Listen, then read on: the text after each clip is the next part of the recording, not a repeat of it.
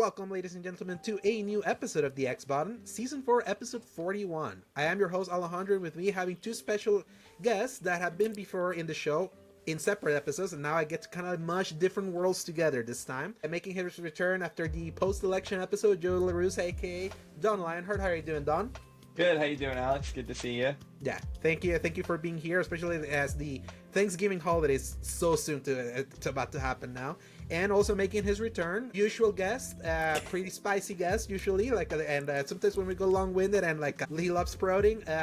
Single player experience host Sebastion Mauldin. How are you doing, Sebastion? I'm good, man. How you doing?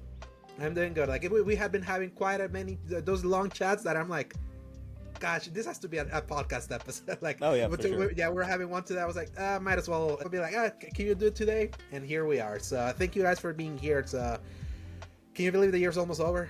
Like literally, we're like 6 weeks away. Yeah, it really does.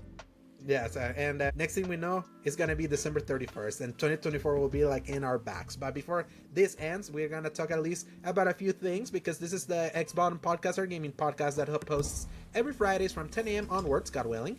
Available on the YouTube channel Escape Gaming, as well as most audio services around the world, Apple Podcasts, Spotify, and the like. You can find links in the RSS feed at tinyurl.com/escapegaming.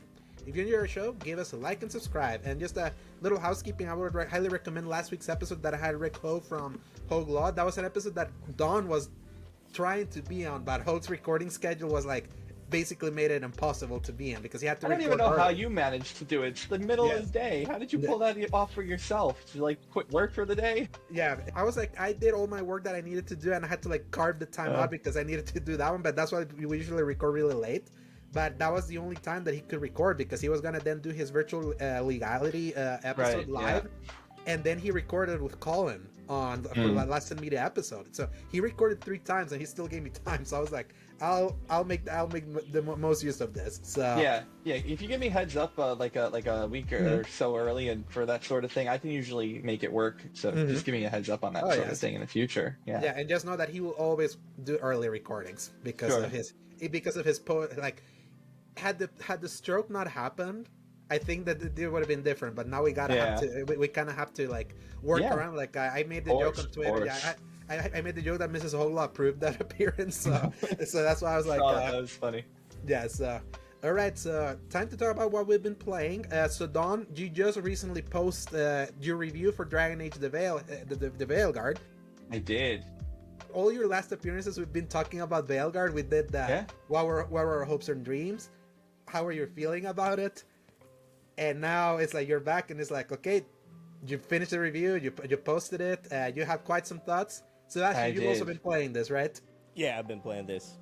All right, so we've heard a few times a little bit about Dawn. So in this case, Sebastion, give us your spiel. How are you feeling about Veilguard? So I don't think I've been this mixed about a game this year.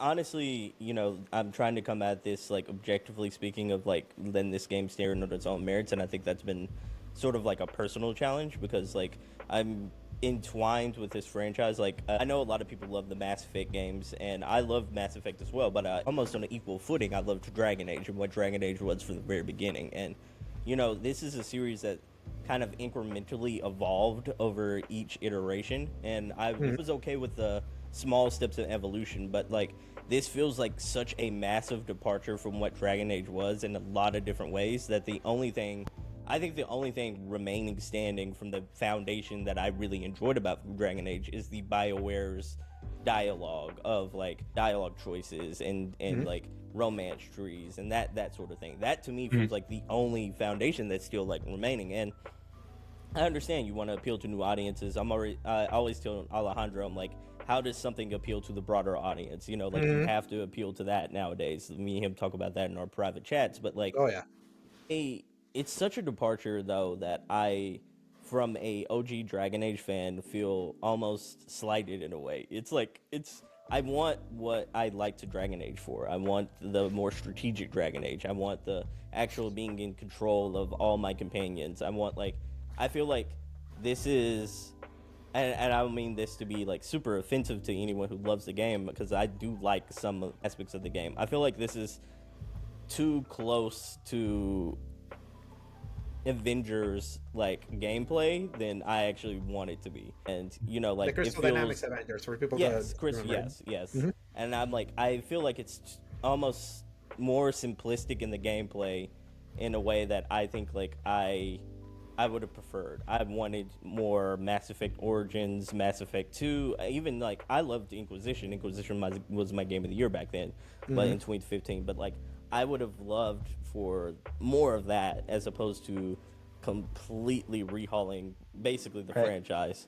Yeah, you mean Dragon Age Origins, it's a Mass Effect Origins. Oh, I said yeah. yeah. Sorry, you say Dragon Age Origins, but yeah, it's like I would have. I love that franchise for being as strategic heavy as it was. Even I feel like Inquisition, even though it leans away from that a bit, it still had elements of strategy. This I feel like is a popcorn flick game now. Like I can turn my brain off, and until like some of the dialogue comes back and the story comes back, you can basically, it's almost like Diablo in a way of like, I play that game mindlessly. It's almost like a podcast game. And I sort of feel that way about the gameplay of this. I'm not saying it's bad, it's just such a different element that I don't necessarily enjoy from being a long time player. But yeah, I'm so mixed. Like I like elements of it, and then the elements of it I wish I had my old Dragon Age back. So Joe, how do you feel about this? Yeah, so I think you can see the smirk on Alex's face because he read my review, and you basically just said my review. That's really? I think, yeah, that's exactly what I said. I mean, honestly, I'm 100% in your camp there. I haven't played Crystal Dynamics Avengers, so I can't comment on that piece of it. But I did, yeah.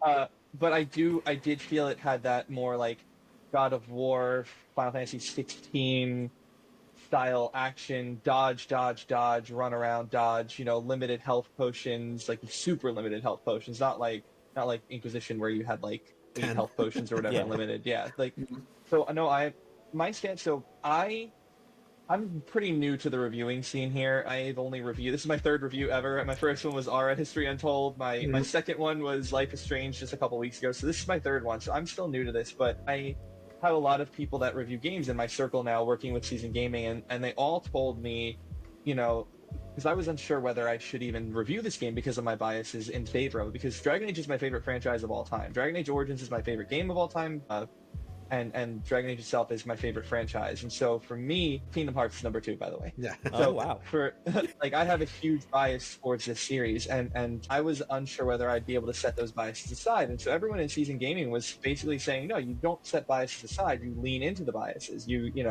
take what you care about and you say, this is where I'm coming at this from. You need to know where I'm coming at it from. And so the opening paragraph of my review says, Dragon Age Origins is my favorite of all time. Dragon Age is my favorite franchise. And so I lean into that to give everyone that background. And I agree with everything that you said, because I had this conversation in Season Gaming that there is, even as different as 2 to Origins and Inquisition to 2, which is closer to Origins than it is to 2 in a lot of ways, even as different as they are from one another, there is a through line. Yes. You can see the through line, even if it's in something as minute as like you have the same spell names, like you have your fireball and you have these spells that are the same and they follow through, and you're like, I can see this spell on the list and I can hit this button and I know what it's going to do because it's done it in 2 games prior or 1 game prior, or when going into Veilguard I was like, hopefully 3 games prior, but that's not the case, and they change all of that up, and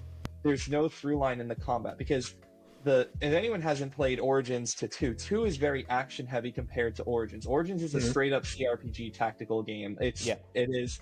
There's no reason to hit a button unless you're actually using an ability. Like there's no it's auto attack and abilities. And then they got rid of the auto attack in 2, and they moved it into a button press, like a button master for your basic attack. But you're still using your abilities, and you still pause the game when you're using spells like placing where you want your fireball to go, or firestorm, or your blizzard, and all of that. And then in Inquisition, they gave you even more tactics back by giving you the tactical camera that was in 1, but not in, that was in Origins, but not in 2. And they give it back in a way. It's not exactly the same. It's not as thorough, but it still is in Inquisition.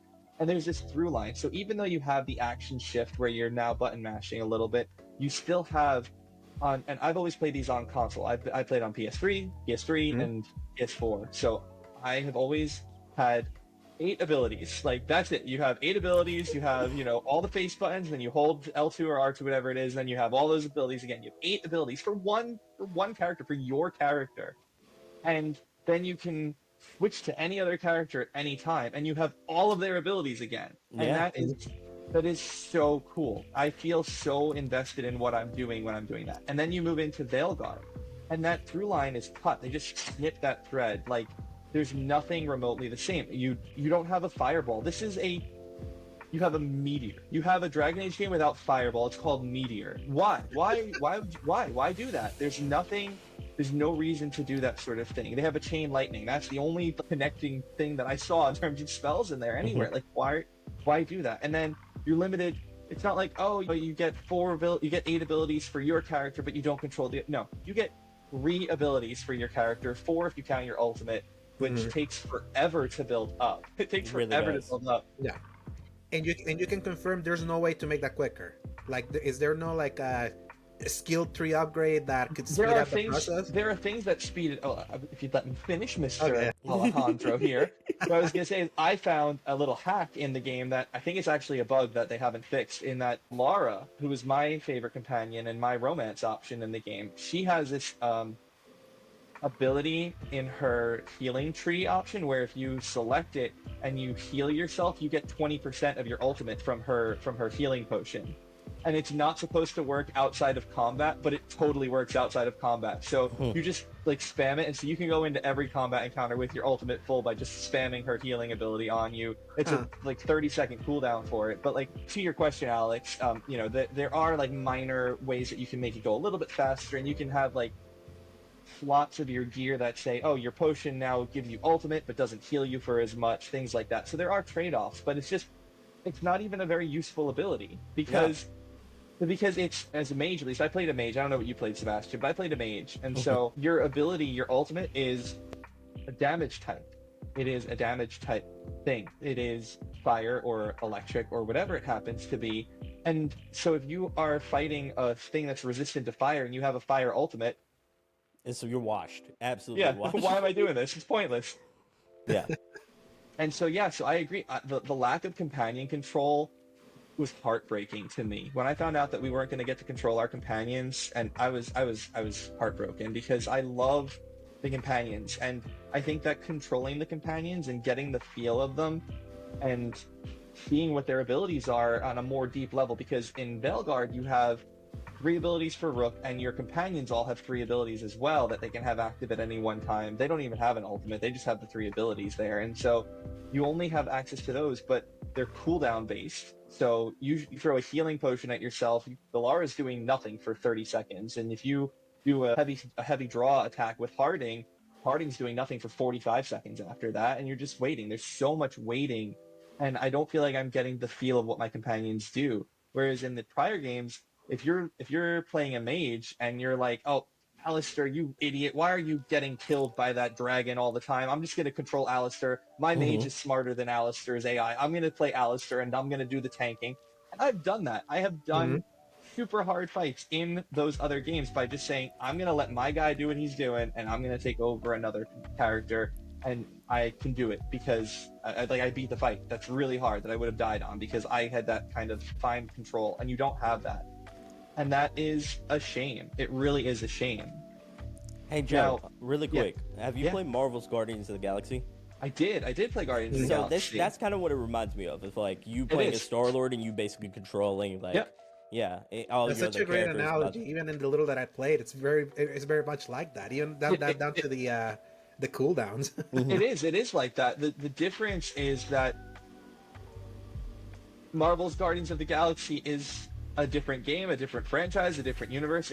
That's what it is. And so in my review that I wrote, and Sebastion, I'll send you a link if you want to check it out, but in the review, like the second paragraph in there, I say that this is not the Dragon Age game that the fan base wanted. This is not the game that the Dragon Age game that the fan base deserved. Because I do believe that.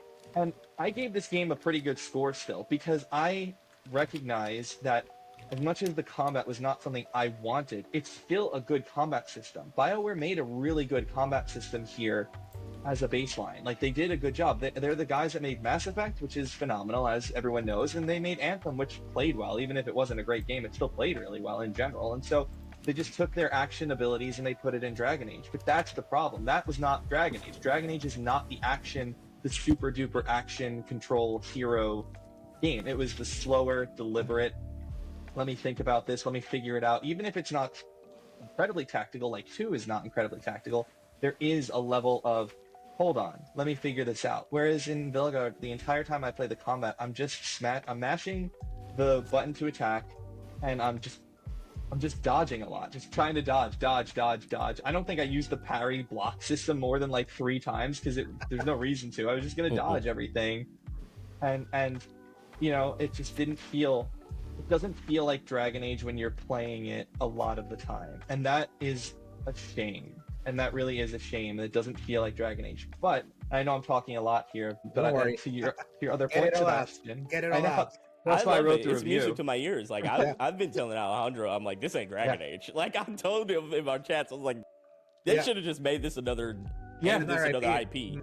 The reason that I gave it a good score in terms of the other side of things is that when I'm not fighting and I am talking to companions and I am just watching the cutscenes and the story, I'm like, this is Dragon Age, this is the story, this is what the game is supposed to be. And so it's a very disorienting, very jarring feeling of like, a podcast game is perfect. I podcasted through the whole every time I'm like, I got to the point where the ranged attack as the mage, where I just like take my hand and I'm just like shooting a magic blast out. It didn't matter what my spell stuff was, like what my damage type was. I just would headshot them, hit the weak point, and everything was dead in like 3 hits, other than the big baddies in the game. And I was just like, and I recognized that I played on the normal difficulty. I could have made it harder, and then it may have been a little bit more tactical and whatnot. But it's not the kind of tactical, the kind of thoughtfulness that I want. That's not how it should be, because I'm certain that it would just be a more damage spongy thing. Like, they're not making, like, they're just gonna make you have to deal more damage to it. Like, that's how this kind of game increases its difficulty. That's how they work, you know. Just make it spongier.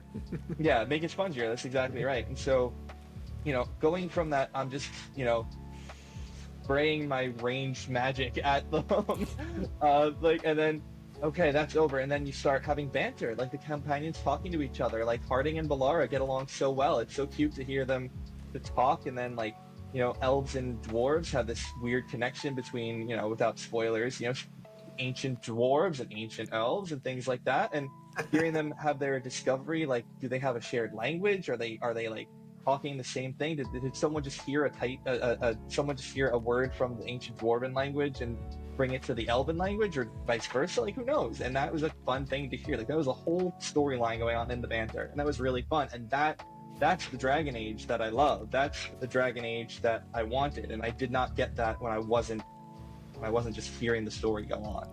Did the art style bother you at all? Because from the first 10 hours, it stressed me out. Like, it didn't feel Dragon Age to me. Like, it bothered me on the open trailer, like that first reveal trailer, but then once they did the gameplay demo, and I am a writer for Season Gaming because of that gameplay, because of that reveal trailer.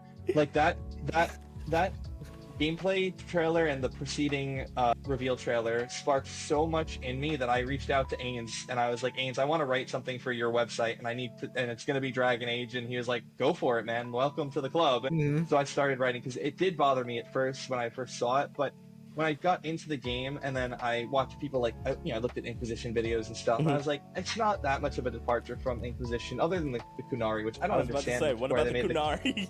That was just a weird choice. I don't know why they made them silly looking, like flat faced or whatever. Like, they should have been bumpier. They need bumpy heads, you know. It's like reverse Star Trek, how the Klingons didn't have. I love how Skill Up, the reviewer, he compared the art style of this thing. Like, if you were to watch Shrek and see Prince Charming from Shrek, you could like insert Prince Charming, like as he is in that model, into this game, and it would fit so well with like the art style of Blood. Yeah, a little bit. But by the time I actually got into the game and I saw, you know, Demetis Crossing early on and some of the things, I was like, okay, this is fine. Like, some of the darker moments and the darker tone, like I appreciated it, and I thought that they did a good job in the storytelling. One of the concluding points that I made in the review is that this story should have been Dragon Age 5. This should not have been Dragon Age 4. I wanted the game that we actually went on the hunt for Solus, and like the way this game opens up at the conclusion of another game, I wanted that game. I wanted to play that game. You wanted Dreadwolf. Yeah, I wanted Dreadwolf. I didn't want to read about it. I mean, I read the comics and the novels and all. Like, I've read about all that stuff. So like, I knew that, and I got to experience it that way. But I wanted to play that part of the story. That would have been better to me. And then this could have been a Dragon Age 5 story. But I really liked the story. I still think that the overall story with the Elden Gods and the Blight and all that was really, really cool, and I really enjoyed the writing. I don't think that it was really badly written. I know a lot of people complained about the writing. I don't think the writing was really any better or worse than any other Dragon Age game. I thought it was still enjoyable, and it told a good story, and it had a satisfying conclusion. Yeah. The way I describe it is like it feels more swashbuckly for a Dragon Age game, where it's like more in that dungeon, the Chris Pine Dungeons and Dragons, kind of like more bantery, like cheerful, kind of like Pirates of the Caribbean like pace. And it started like that. That's kind of like what it seemed in swashbuckling. I found that fun, but I know that's not the tone of the original, because I did try the original again when I was like with a dead console like a few weeks ago, and the tone is so like night and day, like at least in the dialogue. Is night and day, but it's not that much of a departure from Inquisition's tone. Inquisition's tone was very lighthearted too a lot of the time compared to Origins. Origins is the darkest and grittiest of them all for sure. Yeah, and it starts dark. And dark. 2 is weird because Hawk is not a super dark character, but everything going on around Hawk is really dark. And then Inquisition, the Inquisitor is a much more lighthearted character, but the stuff going on is a little bit more lighthearted. Like, there's a serious undertone to it because you're closing the breach and saving the world and all of that, and like that is there. Rook is closer to Hawk than he is to anything else, and that's the last thing I'll say before I shut up here. In that Dragon Age 2 is the almost perfect analog for this game in almost every way possible. If you really think about it, Sebastian, think about it from this way. What does Dragon Age 2 have? Linear hallways, multiple quests that end at the same spot with the same environments and everything. What does Veilguard have? Linear hallways with multiple quests that end at the same spot, but with different environments. So they did more for it. They had more time, more budget. What is lacking in Dragon Age 2's companions? You only get like 2 or 3 slots of armor. You don't really get to change their look. What's lacking in Veilguard? You get 4 slots of armor for each companion. You don't really get to change. You can change their general appearance, but you don't get to change anything else. What is lacking in 2 when it comes to character conversations? The only conversations you have with 2's companions are during cutscenes in the middle or at the end of each act. Like, that's it. There is no way to talk to those companions ever again outside of those interactions. What does Veilguard not have? Anything outside of scripted cutscenes. There's more of them. It's more in detail. You can talk to your companions, and the companion quests are better than in 2, but there's no walk up to your companion. Hey, Valara, tell me about your brother. I'm so sorry that he died. What was he like? What happened? How did you guys end up in the Veil Jumpers? Tell me about what your life was like. Where are your parents? There's no questions. There's no asking. The cutscenes with the companions are, this is my story. This is the story I'm going to tell. And it's a good story, and most of them are interesting. I didn't really like Nev's story. I didn't really like Tasha's story. But most of the stories are interesting, and I wanted to see where they went. But I wanted to know more about the companions. The devs said, these are the best companions we've ever written. They're the most realistic. And that may be true, but I don't know. I didn't get to ask him any questions. Alejandro knows I'm a spicy person. I like asking spicy questions. Yes. So following your line of thought as a fellow Dragon Age person, like, I think common consensus says that like Dragon Age 2 is the lowest point of the series prior to Veilguard. Whether or not like before Veilguard came out, Dragon Age... In the Panther 2 is like the black sheep of the trilogy. Yeah, for sure. For sure. So I'm like, why would you copy your lowest denominator? Good question. That is like, a good question. If you had a black sheep in the franchise of anything, if it's say like a movie franchise, you don't go like, let's copy and paste the one that did the worst, the one people don't like the worst. Why would you copy and paste that? That's exactly right, and I was still pretty early in the game when Ty Guy Travis on the Bitcast made a comparison about Dragon Age 2 it was one piece of it. It was something along the lines of what I just said, but he only mentioned one of it. And then after he said that, I had Dragon Age 2 in my head, and as I was playing, I just kept seeing more and more analogs to 2, and I'm like, okay, so Veilguard is kind of like Dragon Age 2 if they had more development time and more budget to make new art assets. And that's about, like, that's it. This is I do think that this is a higher quality game than Dragon Age 2 is. It is a higher For sure. quality game than Dragon Age 2. But it is less Dragon Age than Dragon Age 2, which is why, Yeah. and I gave Veilguard an 8.5 because I really think they nailed the story. I really liked how they handled Solus, and I would have liked more Inquisitor. I really enjoyed the game as a product, but as a Dragon Age game, I was let down. And so, in the pantheon of Dragon Age games, this is my least favorite Dragon Age game, but it is still a higher quality game than Dragon Age 2, which I think is the lowest quality of the Dragon Age games. And I do think Origins is still the best, and then it's Inquisition, and then 2, and then Veilguard, in terms of my personal rankings of where these games fall. And that is crushing to me because I was so excited for Veilguard, for the 10 years of waiting for it, and the potential that it had. I described it to Ains, Alex, in our chat, I think you would have seen, where I was like, it's almost as if they took part of what Dragon Age is, and they just cut it in half, and they swapped it out. It was like, it's a Frankenstein of Dragon Age in the story, and then a mixture of something else, and they just stuck it together, and they tried to make it work in the combat and the outside of the storytelling. Yeah. Funny enough, reminds me of Suicide Squad, because you see a gameplay that's like so by the numbers, like a box standard looter shooter that's like out there, and then the few times you get production value, cutscenes, acting, and all that is like, It's awesome. I love that. That's Rocksteady. It's like the high quality of like storytelling, it's there, Yeah. smushed together by this other thing that shouldn't have been that. Obviously, this is quite a way worse game, but it's so funny when you think about it that way, and remembering that this Dragon Age was like a Frankenstein originally of 3 separate versions that got made, canceled, made, canceled. It makes me wonder, like, yeah, you could say like they probably said, it's like, what if we made Dragon Age 2 but with like a proper development budget, because we did that game in a year and a half or less, or like just a year. It's like 14 months. It's like 14 months. Yeah, that's insane for an RPG. That doing that a game like that. It's an excellent game for 14 months development. Yes. You look at what when you really look at it that way. Yeah, crazy they got that thing out that quickly. And I wonder if, because they kind of were like, what if we try that again? Initially they're like, let's see if maybe what we could do if we were actually given the time and place. Obviously they had to go through EA's phase of, we need more live service stuff, we need the multiplayer stuff and all that, and that kind of gameplay is the one that was like, okay, if we want to pursue the live service like bag, this is the kind of gameplay that we kind of have to go.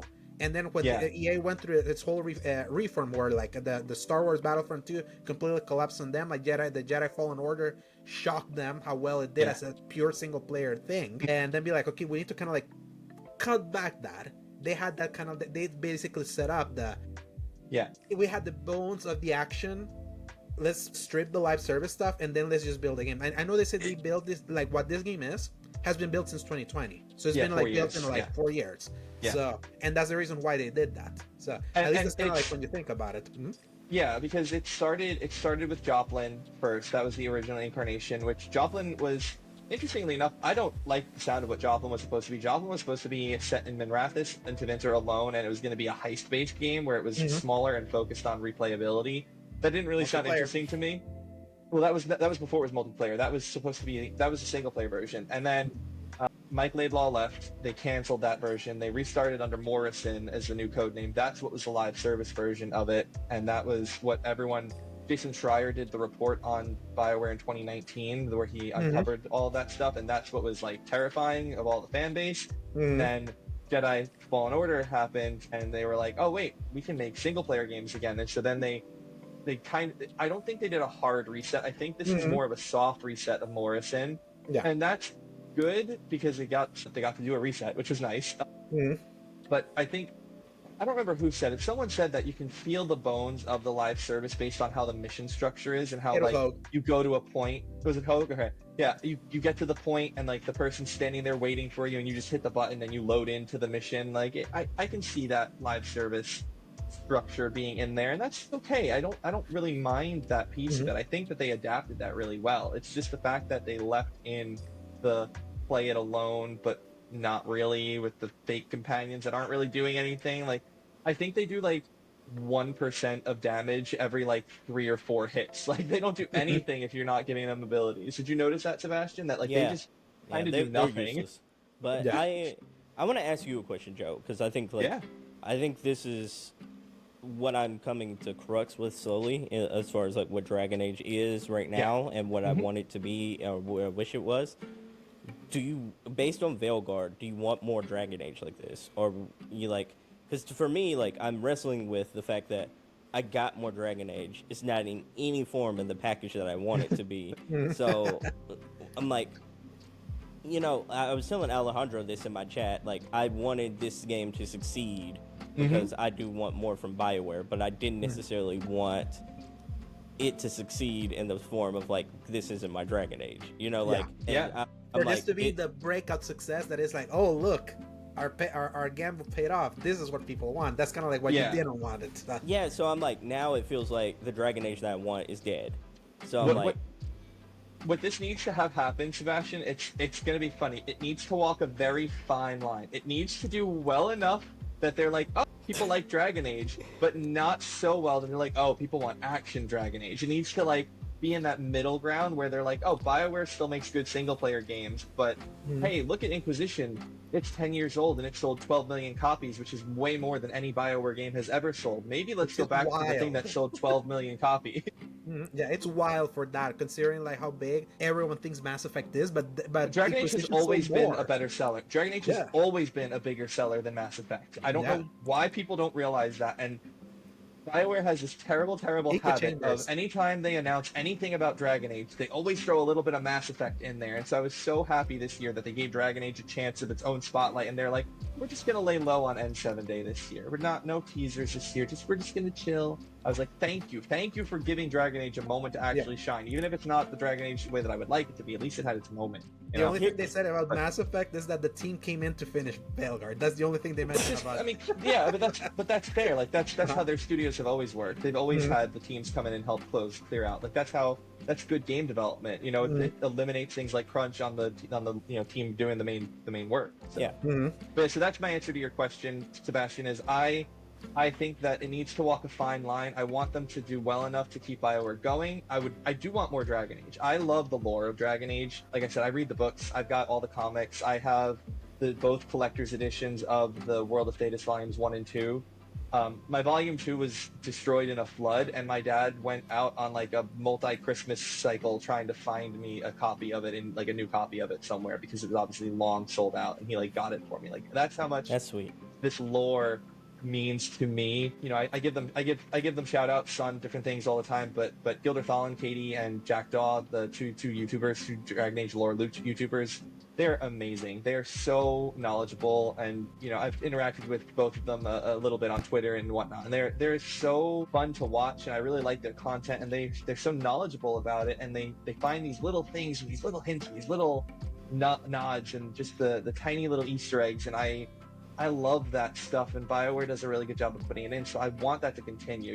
I got the Platinum Trophy in Veilguard on the first run through because I did a completionist playthrough, about 78 hours or so, and like there's a secret ending cutscene if you get all of these things, and it like shows you the direction of where the next thing could go if they do something. Oh, so they do tease that. Huh, interesting.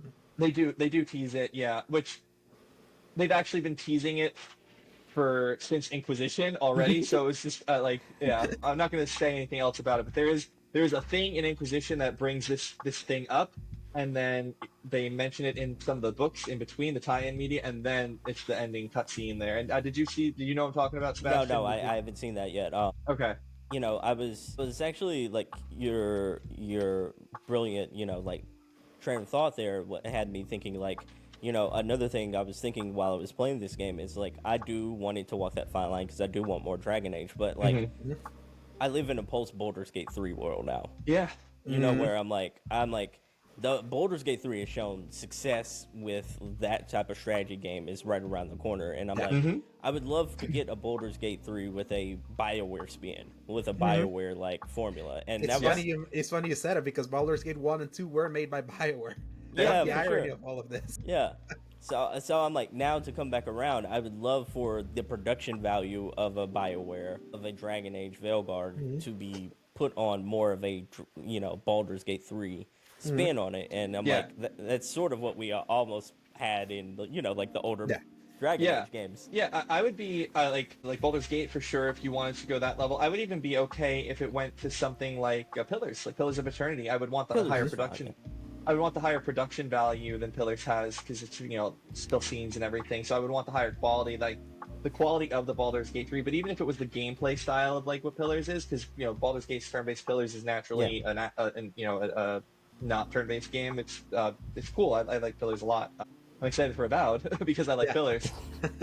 Yes. And so like I'd be okay with that too. But yeah, I need BioWare to be like, oh wait, we have an action game. It's called Mass Effect. Let's let Dragon Age be its own thing. Oh man, you're speaking my love language right now. I'm like, this is some of the thoughts I've been thinking about for the last some umpteenth days now. It's like this is the only Dragon Age game that I haven't just utterly devoured because like I'm so conflicted with it. Makes sense. I do. I mean, I devoured it because I wanted to. I wanted to play it, but and see the story how it went because if you are a lore YouTuber watcher like me, and then they're done with it already, and you're like, oh wait, I'm not done with it yet. I got to catch up on the game so I can watch the videos. Like you're kind of incentivized to keep going anyway. But yeah, I finished the game. When did I finish it? I don't remember what day that was. I know it was last week. Yeah, it's my last trophy in here. It should be easy to pull up really quick. Platinum trophy was 11/17, so it was 3 days ago. So it was overnight. It was Saturday night into Sunday morning, and I spent about 24 hours in turmoil. Not digesting, in turmoil. Digesting would be too kind. I was in turmoil. I'm with Sebastion on that one. I was in like turmoil with my feelings on this, trying to reconcile it, and then that's when I said I have to write a review. I have to put my words on paper to get this. It was both a review and a cathartic experience. I needed the catharsis of writing this out and getting it out. And this conversation is helpful too, but I needed to put it on paper. And when I told Ainge that I wrote the review, because it just appeared one day, I just put it in I didn't tell him I was going to do it because I had said to him, I was like, oh, Ainge, I don't know if I'm going to do it or not. And then just the next day, it was like, boom, it's in the queue. He's like, is it more of an opinion piece or is it a review? I was like, oh no, it's a review. I just complain a lot in the review. It's a full-on review. I send you a link, Sebastion, for you to check it. Yeah, so it is a full-on review. It's like it lays it out like a review should. This is why I knew this combination was gonna be a good one, because when I read that review and knowing what you said, Sebastion, I just knew that it was like these are two separate pieces that just fit well. Like they just fit well here to have the kind of this conversation. And I didn't even mind the reduction in total number of companions. Like 7 companions is a good number. Like we don't need 9. 7's a fine number of companions. I thought that was okay. It was just I hated only bringing 2 out with me. I want to bring 3 companions. I like that mixture. I like that added conversation, the banter. The banter is so important in BioWare games, and in Dragon Age especially, it's really important. Half of the story of Veilguard is revealed by Cole in Inquisition, just by like his general chit chat as you're wandering around. Man. Yeah. So I want to bring up something.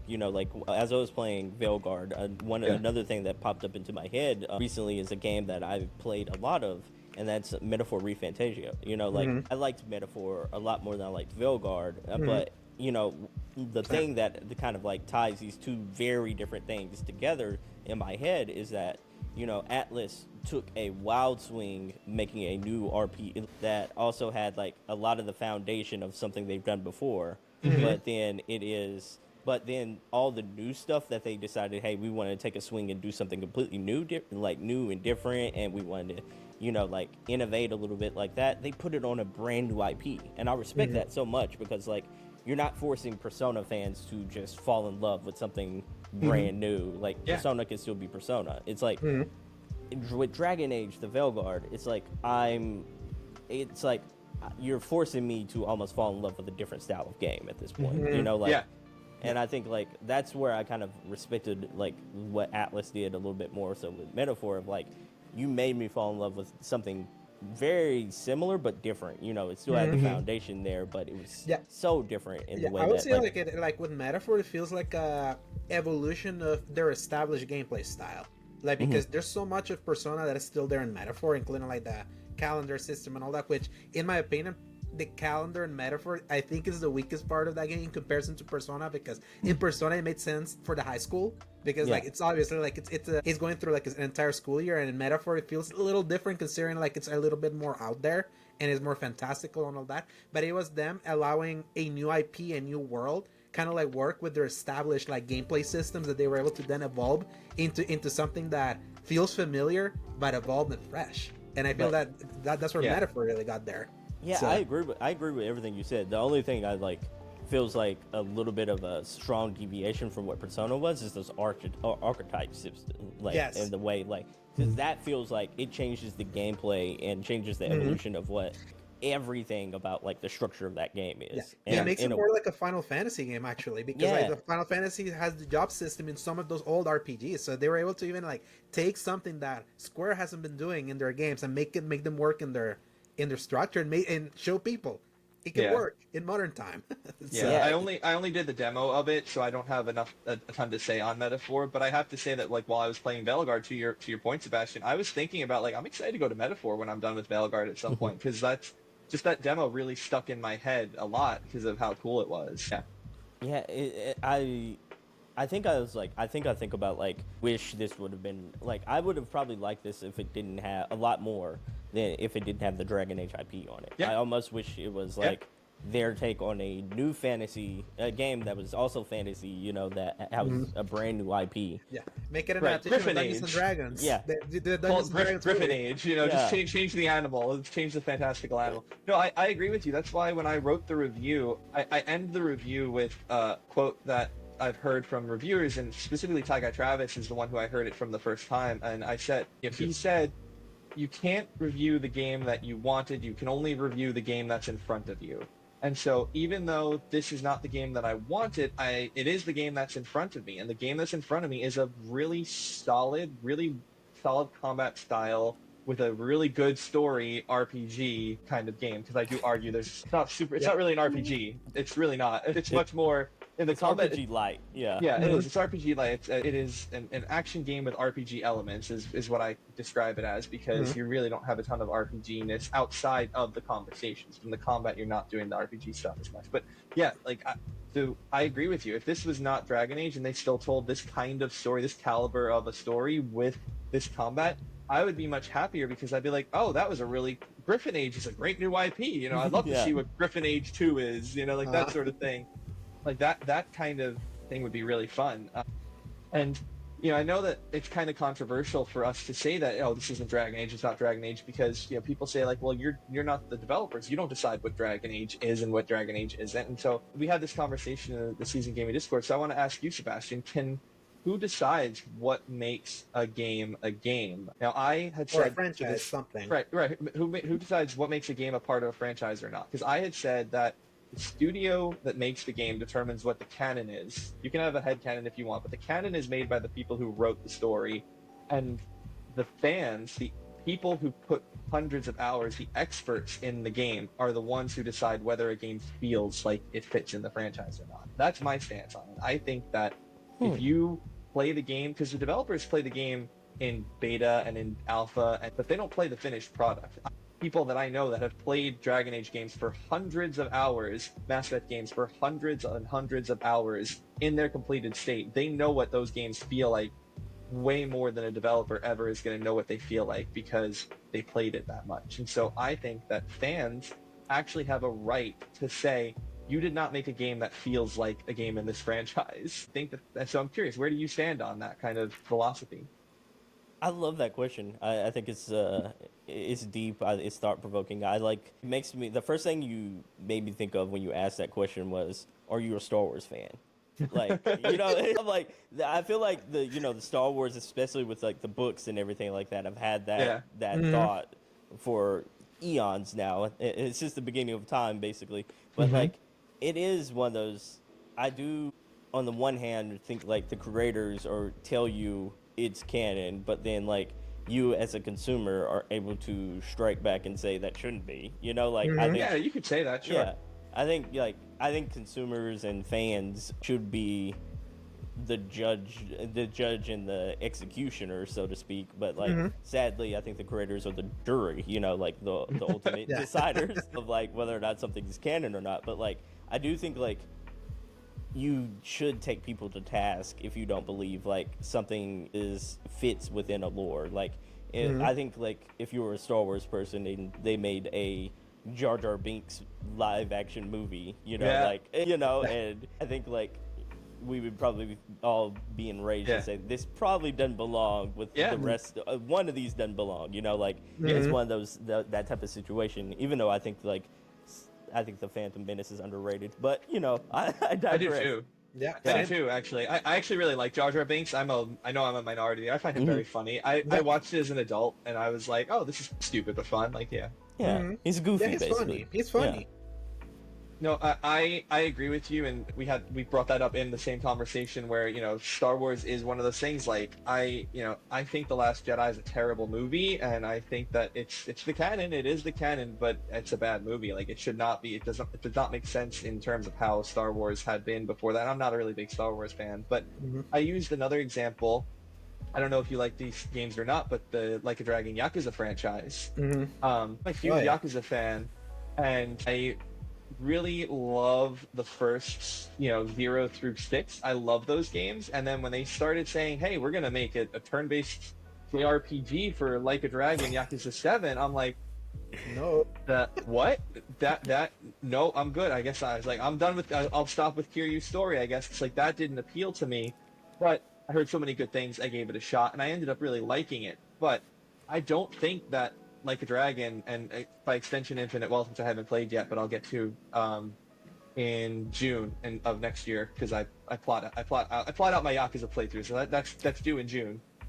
I do not think that fits in this franchise. I think that it should have been a spin-off. I think that they made the wrong call making the Judgment series the spin-off action franchise, and they should have like switched it around and made that the turn-based series and keep the through line in the gameplay of the action brawler that was 0 through 6. And that's just my personal stance, but I think it's fine. It worked out for them. It's bigger than ever, fair enough, but I do think that that's another example of the developers cutting a through line between a series that is really important for the appeal of it to the original fan base. Because I could very easily see someone saying, it's a cool story and Ichiban's a fun character, I guess, but I don't want to play a JRPG. I could see that bothering somebody.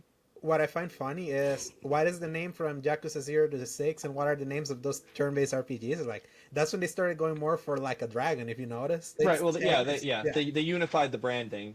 And everything's Like a Dragon now, just like everything's an Xbox. Yeah, but that's why it's quite funny, because it's like you can see them trying to have their cake and eat it too, and that them emphasizing so hard the Like a Dragon thing was probably them trying to create that, like, okay, it's technically, we're not calling it Yakuza 7, even though it was originally announced. It's Like a Dragon. It's Like a Dragon 7 in Japan. Ryuga Gotoku 7 in Japan is what it's called. So they didn't do it in Japan, but you're right, in the West. But and you know what? In the end, it's not such a big deal, because I love those games and I have platinums in 4 or 5 of them. Like, I go all in for those games.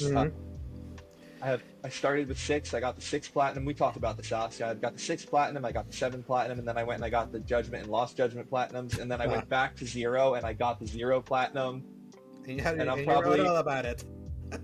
I wrote about it. Yeah, I wrote a whole article about it. Yakuza trophies suck, but I love them anyway. And so, I really love that franchise, even though they did a similar thing to Dragon Age. But I don't think they hit it. They I feel like the BioWare marketing tried to hide it a little bit by saying it's still really tactical. It's still a really tactical game. I don't know if you listened to any of the Q&As in the marketing when they were doing it, but they were like, it's still, Corinne Bush, it was like, it's a really tactical game. And I'm like, And then I played it and I'm like, no, it's nothing not tactical about this. This is God of War. Yeah, exactly. Straight up action game. Yeah, so I think that at least the RTG was like, no, we switched it. We want to make a JRPG now. If you don't like it, that's okay. We're going to make Judgment for you guys, and we're going to make Like a Dragon Gaiden, and we're going to make Like a Dragon Pirate Yakuza in Hawaii. Like, yeah, that's what we're going to do. Like, all right, Yeah. And because they pump those games out like nobody's business. Like, they serve them to the fan base like that. That's why I have a schedule. That's why I play a Yakuza game in late December through January, and then I don't play anymore, and then I play the next one in June. So in next month I'm due for Like a Dragon Gaiden, and then 6 months later I'll get to Infinite Wealth. And then by next December I'll get to Pirate Yakuza in Hawaii. To Alejandro's point, though, it's like they're still feeding that fan base what they want and what they expect from that franchise. There's Somewhere they are, There's no chance we're getting to Dragon Age, like the retro Dragon Age anymore. I don't think so either. I hope I'm wrong about that, and I don't know. It really depends on the sale number. As Alex, you shared something today about sales where it was 7th in Europe for the first month or whatever, but it was only on sale for one day in October. So I know that, what's today? Today's the 20th. So 20th, tomorrow or Friday, Matt Piscatella is going to announce the top 10 for October. Yeah, and it's covering it's covering up to the 4th of November, I think, is where it goes, because NPDs and Circana, Circana's weird and like that. So we'll see where it charts. But most recently, just a couple days ago, he posted on Blue Sky and Threads that it was in the top 20 of engagement across the board in across all platforms or something like that for like the second week it was available. And he was like, for a new game that like only just came out, top 20 across the board is actually pretty good. Yeah, that's what he said. I don't know. I don't know anything about that stuff, but especially when engagement, a lot of the engagement and a lot of those top 20 games are the live service games that are like black holing a lot of exactly a lot of time and money from people. So being there is still that's still not bad. Like what I'm interested to see is like how much EA, like what will EA feel about like where it ultimately lands, like monetarily. Like it's like how I was saying, Sebastian, like and right now it's an 82 on Metacritic right now, so it's dropped 2 points from like where it was. So it's like yes, it's like compared to the 85 from Inquisition based on the platform that got most reviews. I know you know the 89 that got the PS4 version. It's like in Metacritic you go for the platform that got the most reviews, like the one you kind of have to hone in there. So it's like, okay, it dropped like 3 points away from the last game, but it's like the context of the 70 from Andromeda, the 56 from Anthem. That's the thing, is you can't look at the franchise alone. You have to look at the developer in the whole. And then I think that EA is not the smartest, but they're not the stupidest people in the world. And Andrew Wilson made some good decisions by letting them go back into single player games. So I do think that that they're going to be like, oh, okay, so it's moving in the right direction from where it had been the prior two entries. And they said in the investor call that they were, before the game came out, but that they were happy with the reviews where they were at the time. And it's fallen a little bit since then, but they were still happy with it. And we'll see the sales. It was in the #1 pre-orders on PlayStation for like a solid week. It was #1 on Steam for quite a while. It's fallen now. It broke EA's record for highest concurrent player count on Steam at like 89,000 or something like that. So people are playing it, and a lot of people like it, and some people don't. And then obviously, it's really hard to get a good judge of where it is when you factor in all the insane controversies around it, which I just don't understand. I said in my review 5%, but then I did the math later on. I was like, it's probably not even 5%. It's probably like 2% of the 78 hours that I played this game were like cringy bad writing, where like I didn't really understand why it was written that way or how it fit in there. Like, I don't think it was.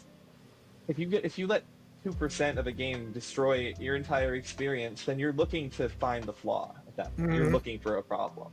To its benefit, I think like it also has the advantage of there's nothing on the market like it right now. That's true. There's nothing on the market that is exactly like that game. I think like all the other games are older. You've already experienced those, or like they're turn-based. Baldur's Gate 3 would have been the closest alternative, and if you don't like turn-based, this is the only alternative there. So I'm like, it has that going for it as well. It does, and I'm a little sad that it got a snub from the Game Awards for like best action game. Really, it should have qualified for. I would not have put it in RPG. I'm very salty about the RPG status of it. I am, but like the fact that it didn't. I think that it's worthy of a nomination for something. Accessibility, for sure, it's great with accessibility, but I think that it is worthy of some sort of nomination, because it is a high-quality game. Even if it wasn't the game I wanted, it is a high-quality game, and I don't think it deserved the snub that it got necessarily at the Game Awards. But Do you think that was the only category it got snubbed for, like as action, or do you think it got snubbed for other categories? I think it got snubbed. However you want to classify it, I think it got snubbed for the top of its class. If you want to call it an RPG, fine. It got snubbed for RPG. If you call it an action game, it got snubbed for best action game. I don't know if I would put it on the Game of the Year contenders list because I haven't played most of the games on the Game of the Year contenders list We'll talk about other that. than Rebirth. So I will talk about that in a sec. So so let me. I'll stop here. I won't. You know, you can. Yeah. I know you want to talk about it, so we can Go move ahead, over. Yes, but it's kind of like one thing to kind of at least give you guys hope. When this game was greenlit and when it was being developed, Baldur's Gate 3 had not happened yet. While they were Sure. still cooking this, everyone got to see that Baldur's Gate 3 proved that kind of game. It wasn't early access. Baldur's Gate 3 wasn't early access though. Yeah, but it was kind of like it wasn't big in early access. It was like when No, it blew no, up no, was no, its what was its launch. It was like, oh, that's so cool because when it was in early access, it was like they're doing something interesting here, but it's not ready yet. But we'll be looking into this development with great interest, as Senator Palpatine would say in Phantom Menace. But it was like, and then suddenly came out and blew everyone away. It's like, oh wow, we have not had this kind of game that is so purely this, like a CRPG, and it showed like the hunger, kind of like we were talking, Sebastion, kind of like how like you were mentioning something about the Fallout show. That to me is like its biggest success was blowing up the obvious hunger for Fallout that there was there, and I feel like Baldur's Gate 3 showed the obvious hunger for a CRPG. And people also like playing the latest and greatest things too. You know, like Baldur's Gate had the advantage of like that word of mouth was vicious. You know, like FOMO for that game was insane. It was brutal FOMO, seeing like how like everyone knew that there was something great there, and then when it launched, it's like, oh crap, it's this kind of game that we haven't had, and it's got such high quality that then we like completely obliterated Xbox's big game from that year because we like undercut it in the knees. Like It's so funny.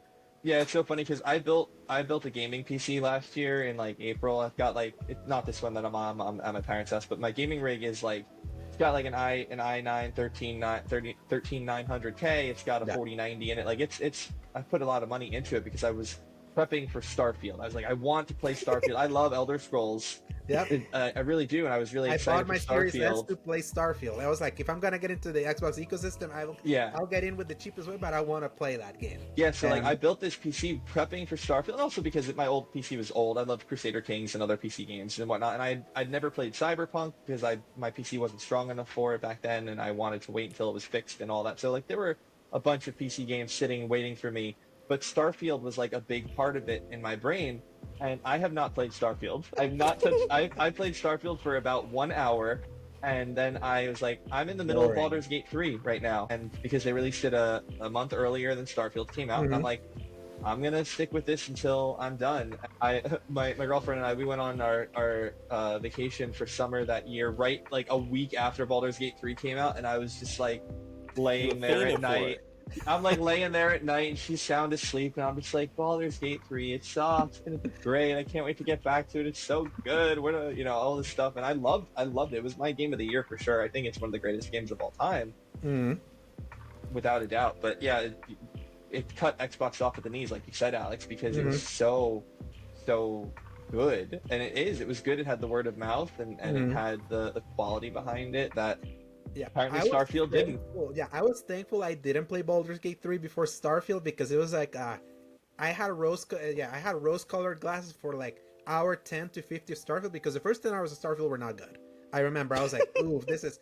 The other remember was like, there's something rough. Like the game starts really boring. Like Starfield starts really boring, and even like it's big. Like you go into like the big world moment. It's like that's great visual look, but it's like there's still something weird happening. And then suddenly like you start getting into kind of like the flow of flying around. But then like the further you got into that game and like its datedness started like the lack of quality of life started like showing. Or it's more like when Cyberpunk 2.0 was kind of like coming out with Phantom Liberty, and I got to see that. And Sebastion was the one that was pointing at me because he was the one who was like, "Why can't you just calling your quest giver to complete your quest instead of having to run in and to like complete the quest all the time?" That how you just Starfield was like, man, like this is like. These design choices are so dated, and it's like it just got exposed by advancements done everywhere. One with Baldur's Gate 3 for the people that saw it. It's like this is what legit RPG looks like, and then Cyberpunk being Yeah. this is what like a Western style RPG that maybe it doesn't have the minutia of like, let me pick up the remote controller or like the pen and physics and all that. Maybe it's not that detailed, but it's like it makes up for it with much more detail outside. That is like, I Yeah. don't care about the little, or I don't care that I can put my sandwich in my ship, but everything else just runs better, looks better, it's more fun to play and all that. The freaking UI of Starfield, like I remember just like couldn't hit the right buttons. Like I was like, Uh-huh. what? Why can't I get to the map? Well, it's like I want to go to the star map. Again, I played for like an hour. I was like, I want to get to the star map. It's like, how do I do that? It's like, Clunk. nope. It's clunk, yeah. I was like, nope. Okay, hit this button. I was like, nope, that's not the right one. Okay, let me hit escape and go back to the other screen. Nope, you exit out the menu altogether. I was like, how do I get to the star map right now? Yeah. I need to get to New Atlantis. Yes, and it's so funny how Shattered Space, being as bad as it was, because I deleted Starfield. Shattered Space was broken for me. Like, I deleted it. I had to delete it from my console. I was like, I gave you a chance. You also sold your console soon after, so. Yeah, well, I still have my Series X. I sold my S. Your S, right, yeah. Yeah, the S, because I had an X. I always like had the desire to sell the S, but I never got the push. My PS5 dying was the push. I was like, I'm trading a soul for a soul. I'm not using you S. I have the X still. Yeah. But it's like, and then Shattered Space, like, not fixing any of the quality of life, being even more broken for me than a base Starfield ever was, and a year after being like, this is not excusable for you. I'm not making excuses for you anymore. Like for this, so I was like, you freed up 120 gigs. Me and Al went back and forth on Starfield for about almost a year, and he defended this game over and over again. He said, this is getting better. You know, he was just like, this ain't the same situation as Cyberpunk. You know, like the comparisons aren't quite apt. And I told him, I was just like, we cannot excuse this jankiness anymore. This bootleggedness from Bethesda, we cannot excuse this. Yeah. And he held out hope. He fought me back. Yeah. And now I'm sitting like Thanos, you know, like when Iron Man, Thor, and Captain America are coming. It's like, where does this bring me? Right back to me. No, and that's the thing. Like, I mean, it took give it 2 more years. Yes, it took the big content drop that I was waiting on for that thing to completely collapse on me, to be like, okay, it's like, this was your checkpoint. It's like, yes, you've been updating it, but this was your checkpoint and you fucked it up. And so that's why I was like, yep, it's like, I'm done with Starfield. It's like, I gave you my chance because I was seeing it. I love me space. I've always wanted a sparing RPG. It was like me on that desire, holding on to the good, because that was the kind of game I've always wanted. And then that completely collapsed. And then Star Wars Outlaws, despite its flaws, at least gave me that fantasy in a slightly cleaner way, and they're gonna kind of keep cleaning it that way. So it was harder for me to like keep giving excuses to Starfield, especially like. Did you read the patch notes for Outlaws? It's like. Yeah, no, it's insane. Like what they're doing is like, why didn't you launch this game now? Oh my goodness! Like, I have the platinum in this game. I'm never gonna play it again, other than for the DLC. I'm never gonna go back to the main missions. Like what? Yes. Oh my god! Sorry, I didn't mean to derail you. The whole game up. Literally. I'm like reading those patch notes. I'm like, wow, you released it in August this year. I think it was Steve. I think Steve Esposito was like, "Why do we even have a launch day anymore?" Yeah, that's what he said on Twitter. Why buy games why buy games in day one anymore? So, real quick, ridiculous. Yeah, but like to the Baldur's Gate 3 thing, everyone saw how successful it was. If BioWare survives this, that's the hope. I think they'll survive. I'm not worried about their survival at this point. I think they released a game that was sufficiently skilled and well received, and also. I do think it will sell well enough to keep BioWare alive, at least. Yeah. I would hope that how EA got good tea lips of single player still works. I would hope that then they would see like this massive success of Baldur's Gate and realize, hey, your devs did the original 2 games of this. How about you try to let them do like another strategy CRPG? Just let them try it. You know the market's still there.